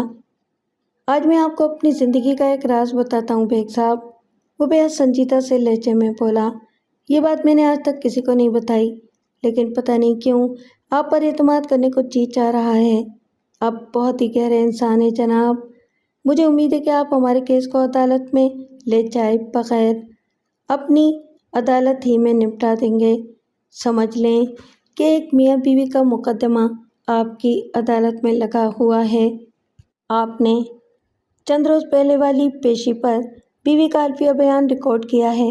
آج آپ کے سامنے دوسرے فریق یعنی کہ شوہر کا بیان ہو رہا ہے۔ تیسری پیشی پر آپ فیصلہ سنائیں گے اور فریقین کو اپنے فیصلے کی پابندی کا حکم بھی دیں گے۔ آپ بتا چکے ہیں کہ آپ ہمیشہ سچائی، صداقت اور انصاف کے حصول کے لیے کام کرتے ہیں۔ ہاں، اس امر میں کسی شک و شبے کی گنجائش نہیں، میں نے تائیدی انداز میں گردن ہلائی۔ میں بھی، اور عدالت بھی، اور سب سے بڑھ کر قانون بھی اسی بات پر زور دیتا ہے کہ اگر متنازع معاملات کو مل بیٹھ کر مصالحت اور مفاہمت سے حل کر لیا جائے تو اس سے اچھی کوئی بات نہیں۔ عدالت اور مقدمے بازی تو آخری آپشن ہے، اور اس سے بچنے ہی کی کوشش کرنی چاہیے۔ مجبوری کی بات دیگر ہے۔ میرا خیال ہے کہ ہمارا معاملہ ابھی مجبوری اور بے بسی کے فیز میں داخل نہیں ہوا، وہ ٹھہرے ہوئے لہجے میں بولا۔ آپ اسے اپنی عدالت میں سماعت کر کے انصاف کے تقاضے نبھا سکتے ہیں۔ میں کوشش کروں گا، میں نے سرسری انداز میں کہا۔ وہ بڑے وثوق سے بولا، مجھے یقین ہے آپ کی یہ کوشش ضائع نہیں جائے گی۔ شاہ جی، میں نے اس کی آنکھوں میں دیکھتے ہوئے پوچھا، آپ مجھے اپنی زندگی کے کسی اہم راز سے آگاہ کرنے جا رہے تھے؟ جی، میں اسی طرف آ رہا ہوں۔ وہ اس بات میں گردن ہلاتے ہوئے بولا، آپ سے میں خلوص بھری درخواست کروں گا کہ میرے اس راز کو اپنے سینے میں دفن کر دیجیے گا۔ آپ سے شیئر کرنے کی ضرورت اس لیے پیش آئی تاکہ میں اپنے ماتھے پر جذبہ، لالچ، حوث، لوٹ کھسوٹ اور ظلم و زیادتی کے متحد لیبل کو اتار سکوں۔ میں ہرگز ایسا نہیں ہوں جیسا کہ سلطانہ نے مجھے بنا کر پیش کیا ہے۔ آپ بے فکر ہو جائیں، میں نے ٹھوس لہجے میں کہا، آپ کی زندگی کا یہ قیمتی راز میرے دل میں محفوظ رہے گا۔ میری ابتدائی زندگی بڑی خراب اور ناقابل ذکر ہے، وہ ٹھہرے ہوئے لہجے میں بتانے لگا۔ میں نے سلطانہ سے پہلے بھی سلمیٰ نامی ایک عورت سے شادی کی تھی۔ میں اپنی زندگی کے اس حصے کی تفصیل میں نہیں جانا چاہتا۔ مختصراً آپ یوں سمجھ لیں کہ میں ان دنوں ایک ناکام اور نامراد شخص تھا۔ پھر میری زندگی میں اچانک ایک انقلاب آ گیا۔ یہاں تک بتانے کے بعد وہ تھما اور پھر سلسلہ بیان کو آگے بڑھاتے ہوئے بولا، سلمیٰ کی وفات کے بعد میں کچھ عرصے تو یہیں مارا مارا پھرتا رہا۔ پھر گھر پر تالا ڈال کر ملک کے دوروں پر نکل کھڑا ہوا۔ مختلف دیہاتوں، قصبہ جات اور شہروں سے ہوتے ہوئے میں شیخوپورہ پہنچ گیا۔ پنجاب کا یہ علاقہ جرائم کے لحاظ سے سر فہرست مانا جاتا ہے۔ شیخوپورہ کے بعد اوکاڑا اور اوکاڑا کے بعد گجرانوالہ کا نمبر آتا ہے۔ بہرحال جرائم کے گڑھ شیخوپورہ میں میری ایک اللہ والے سے ملاقات ہو گئی۔ وہ ظلمت کی شب تاریک میں حق کا چراغ روشن کیے بیٹھے تھے۔ میں اس چراغ کی روشنی سے چپک کر رہ گیا۔ اس اللہ والے کی صحبت میں نے چند ماہ گزارے اور علم و ہنر کے خزانے سمیٹ کر واپس کراچی آ گیا۔ واپسی کے فیصلے میں انہی بزرگ کا ہاتھ تھا۔ میں ان کے حکم پر ہی واپس آیا تھا۔ میں تو بند کباب اور چنا پاپڑی کا ٹھیلا لگانے والا ایک ناقابل ذکر معمولی سا انسان تھا۔ آج میں جو کچھ ہوں انہی بزرگ کے فیض سے ہوں۔ انہوں نے بیک وقت رخصت ہوتے ہوئے مجھے 2 نصیحتیں کی تھیں۔ وہ سانس ہموار کرنے کے لیے رکا اور پھر اپنی بات کو مکمل کرتے ہوئے بولا، نمبر 1، انہوں نے فرمایا تھا کہ رئیس، تمہارے نصیب میں ازدواجی زندگی کا سکون نہیں لکھا ہوا۔ میرا مشورہ ہے کہ اب شادی نہ کرنا، اور اگر کسی مخصوص حالات میں شادی ناگزیر بھی ہو جائے تو پھر ہر دکھ تکلیف اٹھا کر اس عورت کے ساتھ ساری زندگی گزار دینا، اسے خود سے اور خود کو اس سے الگ نہیں ہونے دینا۔ یہی وجہ ہے بیگ صاحب۔ وہ سانس لینے کے لیے رکا اور پھر ایک ایک لفظ پر زور دیتے ہوئے بولا کہ آج میں اس شادی کو بچانے کے لیے آپ کی منت خوشامد کر رہا ہوں۔ حالانکہ سلطانہ نے تو اپنی طرف سے کوئی کسر نہیں اٹھا رکھی۔ میں نے قمر النساء کے آنسوؤں کی لاج رکھتے ہوئے سلطانہ سے شادی کا فیصلہ کیا تھا، اور اب مجھے ان بزرگ کے فرمان کی لاج رکھنا ہے۔ اگر خلا کے سلسلے میں آپ نے سلطانہ کو نہ سمجھایا تو میں کہیں کا نہیں رہوں گا۔ آپ اسے کسی بھی طرح سمجھانے کی کوشش کریں کہ وہ احمقانہ خیال سے باز آ جائے۔ اس کے لیے میں اس کی ہر شرط، ہر مطالبہ ماننے کو تیار ہوں۔ اگر اسے میری زبان کا بھروسہ نہ ہو تو میں اسٹیمپ پیپر پر لکھ کر دینے کو تیار ہوں۔ آپ اپنی وکالت میں مجھ سے کسی نوعیت کا ڈاکومنٹ سائن کروا سکتے ہیں۔ اس نے بڑی ٹھوس اور وزنی بات کی تھی جو اس کے سچے جذبات کی ترجمانی کرتی تھی۔ اگر وہ چھوٹا اور فراڈ قسم کا شخص ہوتا تو اتنی بڑی بات کر ہی نہیں سکتا تھا۔ رئیس شاہ نے اپنی پہلی شادی کا حوالہ دیتے ہوئے اپنی بیٹی صدف کا کہیں ذکر نہیں کیا تھا، جسے سلطانہ کے بقول اس کا ماموں اعجاز حسین اپنے ساتھ لے گیا تھا۔ میں نے بھی ماضی کے اس قصے پر مٹی ڈال دی۔ کڑے مردے اکھاڑنے سے کچھ حاصل نہیں تھا۔ اہمیت اس بات کی تھی کہ جو زندہ ہیں ان کی زندگی کو آسان بنانے کی کوشش کی جائے، اور میری پوری توجہ اسی نقطے پر لگی ہوئی تھی۔ اور آپ کے مرشد نے دوسری نصیحت کیا کی تھی؟ میں نے پوچھا۔ نمبر 2، وہ ٹھہرے ہوئے لہجے میں بتانے لگا۔ انہوں نے مجھ سے وعدہ لیا تھا کہ میں اپنی آمدنی کا 50% اللہ کی راہ میں خرچ کروں گا۔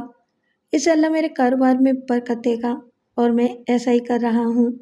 اللہ مجھے معاف کرے، میں اپنی شان جتانے کے لیے نہیں کہہ رہا، لیکن حقیقت یہ ہے کہ میں نے اس وقت درجنوں نہیں بلکہ سینکڑوں بیوہ عورتوں اور یتیم بچوں کی کفالت اور تعلیم کی ذمہ داری اٹھا رکھی ہے، اور یہی وجہ ہے کہ اللہ میرے لیے آمدنی کے مزید دروازے کھول رہا ہے۔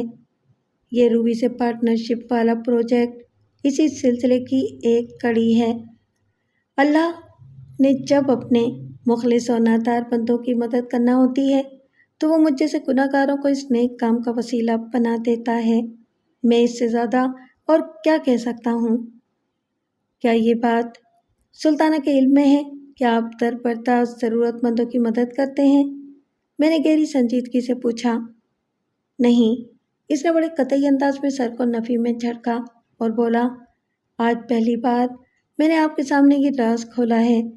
وہ تو یہ بھی نہیں جانتی کہ بزرگ ہستی نے میری ناخوشگوار ازدواجی زندگی کی پیش گوئی کی تھی۔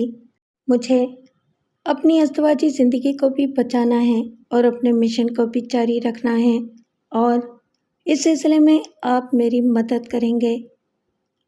میں نے ایک نہایت ہی اہم سوال کیا، کیا اس بحران کے حوالے سے آپ نے اپنے مرشد سے مشورہ کرنا ضروری نہیں سمجھا؟ وہ بزرگ ہستی اس دنیا سے پردہ فرما چکی ہے، وہ دکھی لہجے میں بولا۔ میں کچھ عرصہ پہلے اپنے مسائل کے حل کے لیے شیخو پورہ گیا تھا تاکہ اپنی موجودہ صورتحال سے انہیں آگاہ کر سکوں، اور جب ہی پتہ چلا کہ مجھے نشان منزل دکھانے والا چراغ گل ہو چکا ہے، وہ بڑے رنجیدہ انداز میں بولا، اب مجھے اپنے تمام بحرانوں سے خود ہی نمٹنا ہے، چاہے وہ سلطانہ کی بد دماغی ہو یا ریاست علی کا پھیلایا ہوا شر۔ یہ ریاست علی تو کبھی آپ کا دوست ہوا کرتا تھا، میں نے اپنی معلومات کی خاطر پوچھ لیا۔ پھر وہ ایسی خطرناک دشمنی پر کیوں اتر آیا ہے؟ سلطانہ مجھے بتا چکی تھی کہ وہ ریاست علی کی فراہم کردہ معلومات پر ہی سرگرم عمل ہوئی تھی، اور اپنی تحقیق سے اس نے یہ پتہ چلا لیا تھا کہ رئیس شاہ عنقریب اسے طلاق دے کر روبی سے شادی کرنے والا ہے۔ اس کا مطلب تھا وہ مسلسل ریاست سے رابطے میں تھی۔ اگر رئیس شاہ کے پیش کردہ دلائل پر ہمدردی سے غور کیا جاتا تو یہ کہا جا سکتا تھا کہ سلطانہ ریاست علی کے بہکاوے میں آ کر یہ سب کچھ کر رہی تھی۔ اسی نقطے کی وضاحت کے لیے میں نے رئیس شاہ سے یہ سوال کیا تھا۔ بڑی سیدھی اور آسان سی بات تو یہ ہے کہ وہ بدبخت مجھ سے اور میری ترقی سے جلتا ہے، وہ ٹھہرے ہوئے لہجے میں بولا۔ میں نے جب اس سے نگینے لینا بند کیے اور اپنے کلائنٹس کو بھی اس کی دکان پر جانے سے روک دیا تو اس نے مجھ سے شدید ترین جھگڑا کیا تھا۔ بس جبھی سے وہ میرا دشمن ہو گیا تھا، اور اب اس نادان سلطانہ کی ڈوریاں ہلا کر وہ اپنی دشمنی نکال رہا ہے۔ کیا میں جان سکتا ہوں کہ آپ نے ریاست علی سے کاروباری معاملات ختم کیوں کر دیے تھے؟ میں نے تیز لہجے میں سوال کیا۔ کیوں نہیں بیگ صاحب؟ وہ گہری سنجیدگی سے بولا، آپ میرے بھی وکیل ہیں، کہتے ہیں کہ وکیل اور مالک سے کچھ بھی چھپانا نہیں چاہیے ورنہ اپنا ہی نقصان ہوتا ہے۔ تو پھر بتائیں، میں نے کہا۔ اس نے بتایا، میں نے ریاست علی کی بے ایمانی اور دھوکہ دہی کی وجہ سے معاملات ختم کیے تھے۔ اس نے اپنی دکان کے پچھلے حصے میں ایک بھٹی لگا رکھی ہے جہاں وہ زیورات کی میکنگ کے علاوہ نقلی نگینے بھی تیار کرتا ہے۔ وہ اس شعبے کا پرانا اور کھاک آدمی ہے، سارے گورکھ دھندے سے اچھی طرح واقف ہے۔ عام کرسٹل کو مختلف طریقوں سے گزار کر اور بھٹی کی آگ دکھا کر وہ آرٹیفیشل نیلم، پکھراج، یاقوت، ہیرا اور زمرد تیار کرنے کا ماہر ہے۔ اس نے میرے ساتھ بھی فراڈ کرنا شروع کر دیا تھا۔ جب میں نے اس کی بدمعاشی پکڑ لی تو اس نے الٹا مجھے پر ملبٹ ڈال دیا۔ ایک تو اس نے یہ الزام لگایا کہ میں نے نگینہ بدل دیا ہے، اس کے ساتھ ہی پوری مارکیٹ میں میرے خلاف प्रोपेगेंडा भी शुरू कर दिया कि मैं नकली जवाहरात तैयार करके फरोख्त करता हूँ। आप जानते हैं कि जब चोर की चोरी पकड़ी जाती है तो वो किस तरह शोर मचाता और पिलपिलाता है। रियासत अली भी जख्मी सांप के मानिंद बिस खोल रहा है। अच्छा, तो असल सूरत हाल ये है, मैंने एक गहरी सांस खारिज करते हुए कहा। आप तो वाकई बड़ी संगीन सिचुएशन में घिरे हुए हैं। बेग साहब, मैंने आपको सब कुछ 16 आने सच बता दिया है, वो बड़े मुस्तहकम अंदाज में बोला। अगर किसी मरहले पर मेरा बयान करता एक लफ्ज़ भी गलत साबित हो तो आप एक जज की हैसियत से मुझे जो चाहें सज़ा दे सकते हैं। मैं उफ तक नहीं करूँगा। अच्छा ये बताएं, मैंने पूछा, अगर सुल्ताना किसी भी तरह अपनी जिद से पास नहीं आती और आपकी ज़िंदगी से निकल जाती है तो इसके इस अमल से आपको क्या नुकसान पहुंच सकता है? मेरे लिए दुनियावी नुकसान की कोई अहमियत नहीं है। इस फैसले के बाद मेरी साख को यकीनन एक धचका तो लगेगा, लेकिन मुझे इसकी भी परवाह नहीं। वो बेहद संजीदा अंदाज में बोला। मेरे नज़दीक सबसे मुकद्दम और कीमती वो अहद है जो मैंने अपनी बुजुर्ग हस्ती से कर रखा है, या यूँ कह लें कि जो इनकी नसीहत थी कि अगर मैं शादी करूं तो फिर इस औरत के साथ ज़िंदगी की आखिरी सांस तक निभा कर दिखाऊं। अपनी ज़िंदगी की आखिरी सांस तक, या इसकी ज़िंदगी की आखिरी सांस तक।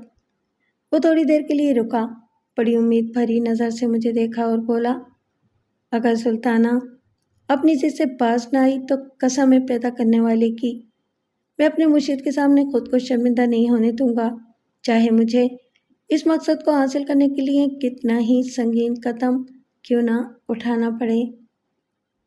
मैं कुछ समझा नहीं शाहजी, मैंने मुतसब्सब नज़र से उसकी तरफ देखा। मेरे पास दौलत की कोई कमी नहीं बेग साहब, वो चटानी लहजे में बोला। 10-20 हज़ार के बस ख़तरनाक से ख़तरनाक काम करने वाले मिल जाते हैं। सुल्ताना को पूरी ज़िंदगी मेरे साथ मेरी बीवी की हैसियत ही से गुजारना होगी। बसूरत दीगर इसके हक़ में डिग्री होने से पहले ही वो सीधा सीधा सुल्ताना को उजरती कातिल से ठिकाने लगाने की बात कर रहा था। मैंने तसल्ली आमेज़ अंदाज में कहा, शाहजी आप इतने जज्बाती ना हों, इंशाल्लाह इस इंतहाई इक़दाम की नौबत नहीं आएगी। मैं सुल्ताना को हैंडल कर लूँगा। मैं भी तो यही चाहता हूँ कि वो अपनी जिद से पास आ जाए और मुझे नदामत से बचा ले। वो एकदम नॉर्मल होते हुए बोला। जब मैं उसकी हर ख्वाहिश, हर ज़रूरत और हर मुतालबे को तहरीरी और अमली शक्ल में पूरा करने को तैयार हूँ, तो फिर वो मेरे दुश्मन के बहकावे में आकर अपने आशियाने और मेरी आक़िबत को ख़राब करने पर क्यों तुली हुई है। देखें शाहजी, मैंने साफ गोई का मुजाहरा करते हुए कहा, मैं अपनी सी पूरी कोशिश करूँगा कि आप लोगों का घर और ज़िंदगियाँ बर्बाद होने से बच जाएं, लेकिन क्या? वो मेरी बात पूरी होने से पहले ही बोल उठा, लेकिन ये कि इस सिलसिले में मुझे आपकी तरफ से फ्री हैंड चाहिए। कैसा फ्री हैंड? वो उलझन ज़दा नज़र से मुझे तकने लगा। इस तरह का फ्री हैंड कि मैं जिस भी कीमत और जिन भी शराइत पर सुल्ताना को इसकी जिद से दस्तबरदार होने के लिए तैयार करूं, आपको कोई एतराज़ नहीं होगा। मैंने वजाहत करते हुए कहा, मैं आपकी नुमाइंदे की हैसियत से इससे बात करूंगा और इसकी तसल्ली कराने के बाद अपनी बात मनवा लूँगा। टन, वो मेज़ पर हाथ मारते हुए बोला, अगर आप कहें तो मेरी जानिब से अपने लिए मुख्तारनामा तैयार कर लें। इसकी कतन कोई ज़रूरत नहीं, मैंने ज़ेरे लब मुस्कुराते हुए कहा, मुझे आपकी ज़बान पर पूरा भरोसा है। काश सुल्ताना भी मुझ पर ऐसे ही एतमाद करने लगे। वह हसरत आमेज़ अंदाज में बोला। ऐसा होने ही वाला है शाहजी, मैंने पुरसोच अंदाज में कहा। शायद कुदरत ने किसी ख़ास मकसद के तहत आप लोगों को मेरे पास भेजा है। मेरी हद्दुल इम्कान कोशिश यही होगी कि इसी दफ्तर में बैठे बैठे आप लोगों का मामला खुश असलूबी से निमट जाए। आपके मुंह में घी शक्कर बेग साहब, वो खुश होते हुए बोला। मैंने कहा, आप मुझे रूबी और रियासत अली के मुकम्मल एड्रेस और फ़ोन नंबर्स फराहम कर दें। मैं एक अजनबी और लाताल्लुक़ शख्स की हैसियत से इन्हें टटोलने की कोशिश करूँगा تاکہ آپ دونوں کے بیانات کے بعض حصوں کو چیک کیا جا سکے۔ یہ تو بہت اچھی بات ہے بیگ صاحب، وہ تعاون آمیز انداز میں بولا۔ اس طرح دودھ کا دودھ اور پانی کا پانی الگ ہو جائے گا۔ وہ مزید 15 منٹ تک میرے پاس رکا، پھر رخصت ہو گیا۔ سلطانہ نے مجھے تصویر کا ایک رخ دکھایا تھا، رئیس شاہ نے دوسرے رخ سے پردہ اٹھایا تھا۔ اب گیند میری کورٹ میں تھی۔ جس طرح حالات اس کیس کو میری کورٹ میں لائے تھے، مجھے بڑی گہری سوچ بچار کے بعد یہ فیصلہ کرنا تھا کہ ان دونوں میں کون سچا ہے اور کون جھوٹا۔ یہ تو ممکن نہیں تھا کہ وہ دونوں ہی درست ہوتے یا دونوں ہی غلط ہوتے۔ ہاں، البتہ یہ ہو سکتا تھا کہ دونوں کچھ صحیح اور کچھ غلط ثابت ہوتے۔ سلطانہ نے رئیس شاہ کو جس انداز میں پینٹ کیا تھا وہ اس رئیس شاہ سے قطعی مختلف تھا جس سے میں نے طویل ملاقات کی تھی۔ اگر سلطانہ کا موقف ہی ٹھیک تھا تو پھر اس کا واضح مطلب یہ تھا کہ رئیس شاہ نے میرے سامنے محض عمدہ اداکاری کا ایک نمونہ پیش کیا تھا، لیکن اس نے جس کھلے انداز میں پیشکش و دعوے کیے تھے، اسے یہی لگتا تھا کہ وہ ایک دم کھرا اور سچا ہے۔ آنے والے 2 دنوں میں میں نے اپنے مخصوص ذرائع استعمال کر کے مہاجبین عرف روبی اور جوہری ریاست علی کے بارے میں نہایت اہم معلومات حاصل کر لیں۔ ریاست علی سے تو میں ایک کلائنٹ کی حیثیت سے خود جا کر بھی ملا تھا اور شادی کا تحفہ وہ زمرد اسے دکھا کر کہا تھا کہ میں اس زمرد کو فروخت کرنا چاہتا ہوں، کتنے پیسے مل جائیں گے؟ اس نے مذکورہ زمرد کو اپنی نگاہوں کے سامنے گھما پھرا کر بڑی بے دلی سے کہا تھا کہ یہ 30 درجے کا پتھر ہے، 1200 سے زیادہ کا نہیں ہوگا۔ اس فتوے سے ریاست کی بدنیتی کھل کر سامنے آ گئی تھی۔ اگر میں نے اپنے ایک جوہری دوست سے اس زمرد کی قدر و قیمت کی تصدیق نہ کی ہوتی تو شاید میں رئیس شاہی کو فراڈ سمجھتا۔ اس کے علاوہ میری تحقیق و تفتیش سے یہ حقیقت بھی سامنے آئی کہ وہ اللہ کا بندے تک پتر نہیں تھا۔ سونے میں ملاوٹ کرنا اور کرسٹل کو قیمتی نگینوں میں تبدیل کرنا اس کی زندگی کا حاصل تھا۔ علاوہ ازیں اس کے حوالے سے ایک یہ شکایت بھی عام سننے کو ملی کہ وہ فتنہ ساز، کینہ پرور اور بڑا حاسد قسم کا شخص تھا۔ دوسری جانب روبی کے حوالے سے جو رپورٹ مجھ تک پہنچی وہ بھی شادی کے حق میں جاتی تھی۔ میں نے ڈیفینس 5 میں رہنے والی اپنی ایک کلائنٹ کو روبی کے پیچھے لگایا تھا۔ اس کا تعلق مارکیٹنگ ڈپارٹمنٹ سے تھا اور اتفاق سے وہ روبی کو ذاتی طور پر بھی جانتی تھی، لہٰذا میری ضرورت کی معلومات اگلوانے کے لیے اسے مشکل پیش نہیں آئی۔ روبی نے بڑے اعتماد سے میرے کلائنٹ کو بتایا تھا کہ رئیس شاہ کی حیثیت اس کے لیے ایک استاد کی سی ہے۔ اگر پروفیسر صاحب کی بیوی ہماری شادی کے حوالے سے سوچ کر پریشان ہو رہی ہے تو یہ اس کا پاگل پن ہے۔ بہرحال اگر سلطانہ اس سے ملاقات کر کے کسی قسم کی تسلی کرنا چاہے تو وہ تیار ہے۔ اپنا ہوم ورک مکمل کرنے کے بعد میں نے سلطانہ کو اپنے دفتر بلا لیا اور نہایت ہی مختصر الفاظ میں اسے صورتحال سے آگاہ کیا۔ اس مختصر تفصیل میں رئیس شاہ کے مرشد کا ذکر بھی ہوا اور میں نے ازدواجی ناخوشگواریت کو ایڈٹ کر کے سلطانہ کو صرف اتنا بتایا کہ رئیس شاہ اپنے مرشد کی نصیحت کے مطابق بہت نیک کام کر رہا ہے۔ لمحہ بلمحہ اس کے چہرے کی حالت تبدیل ہوتی رہی اور میرے خاموش ہونے پر اس نے طنزیہ لہجے میں کہا، بیگ صاحب، رئیس شاہ نے اس کام کے لیے آپ کو کتنے پیسے دیے ہیں؟ میں نے اس چوٹ کا ذرا برابر بھی برا نہیں منایا کیونکہ وہ حقائق سے واقف نہیں تھی۔ اس سچویشن میں وہ کوئی ایسی ہی سخت بات بول سکتی تھی۔ میں نے نہایت ہی ٹھہرے ہوئے لہجے میں کہا، ایسی کوئی بات نہیں ہے، میں نہ تو دوغلا ہوں اور نہ ہی کانوں کا کچا۔ میں نے رئیس شاہ کے دعووں کی باقاعدہ تصدیق کی ہے۔ وہ جو کچھ بھی کہہ رہا ہے وہ 100% درست ہے۔ آپ چاہیں گی تو میں اپنے دفتر میں روبی صاحب کی ملاقات بھی کرا دوں گا، سچ جھوٹ آپ کے سامنے آ جائے گا۔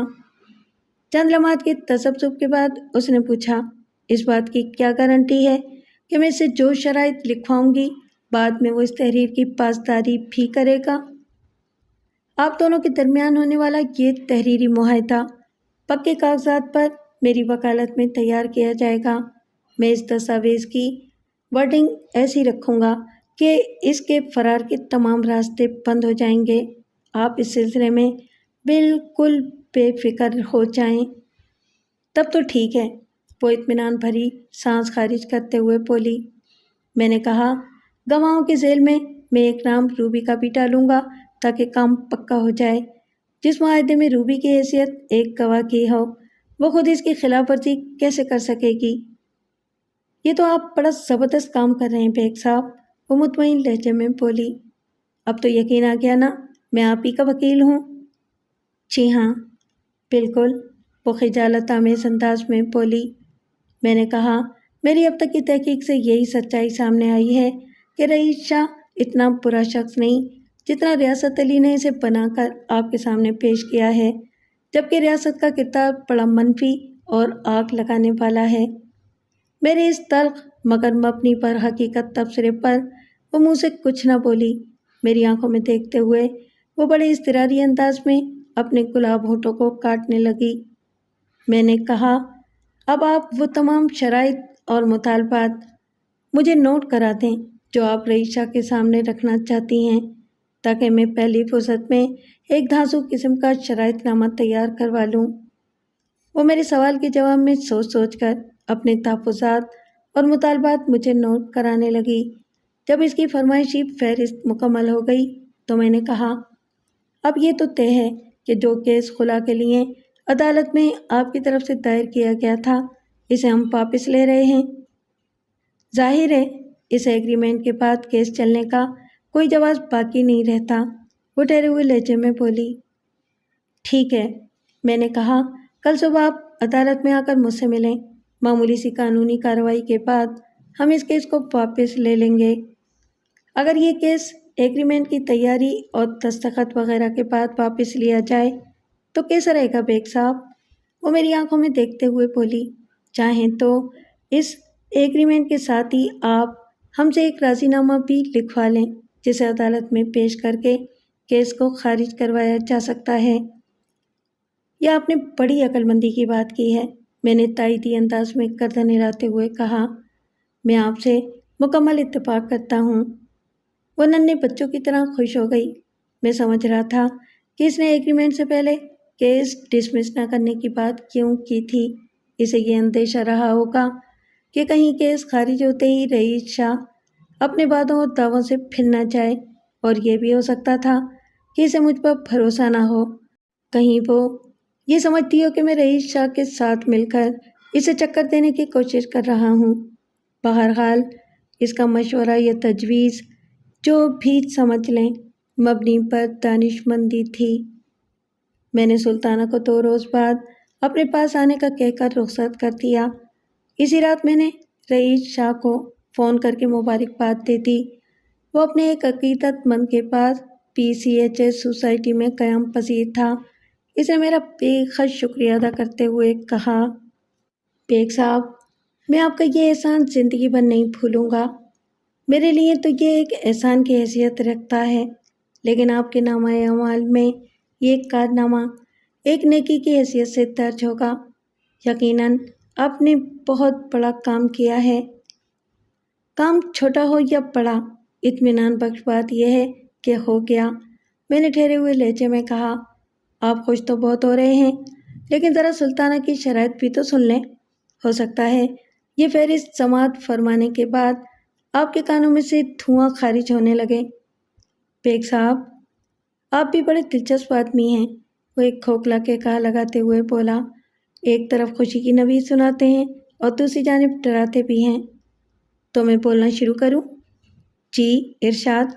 میں نے سلطانہ کی پیش کردہ شرائط اور مطالبات ایک ایک کر کے رئیس شاہ کے گوش گزار کرنا شروع کر دیے، چھوٹی بڑی جکڑ بندیوں کے ساتھ۔ جو سب سے سخت شرط عائد کی گئی تھی، اسے سن کر رئیس شاہ نے ایک ٹھنڈی سانس خارج کی اور مایوسی بھرے انداز میں بولا، ٹھیک ہے بیگ صاحب، گھر کو ٹوٹنے سے بچانا ہے تو یہ قربانی تو دینا ہی ہوگی۔ وہ کڑی شرط کچھ اس طرح تھی کہ رئیس شاہ روبی سے کتنے تعلق کر لے گا اور اس کے ساتھ کسی بھی نوعیت کا کوئی بزنس نہیں کرے گا وغیرہ وغیرہ۔ میں نے کہا، شاہ جی، 2 دن کے بعد آپ کو میرے آفس آنا ہے اس معاہدے پر سائن کرنے کے لیے۔ میں نے سلطانہ کو بھی اسی روز بلایا ہے۔ اس ایگریمنٹ کی تکمیل کے بعد ہی وہ اللہ کی بندی خدا کا دائر شدہ کیس واپس لے گی۔ اوکے، میں حاضر ہو جاؤں گا، وہ فیصلہ کن لہجے میں بولا۔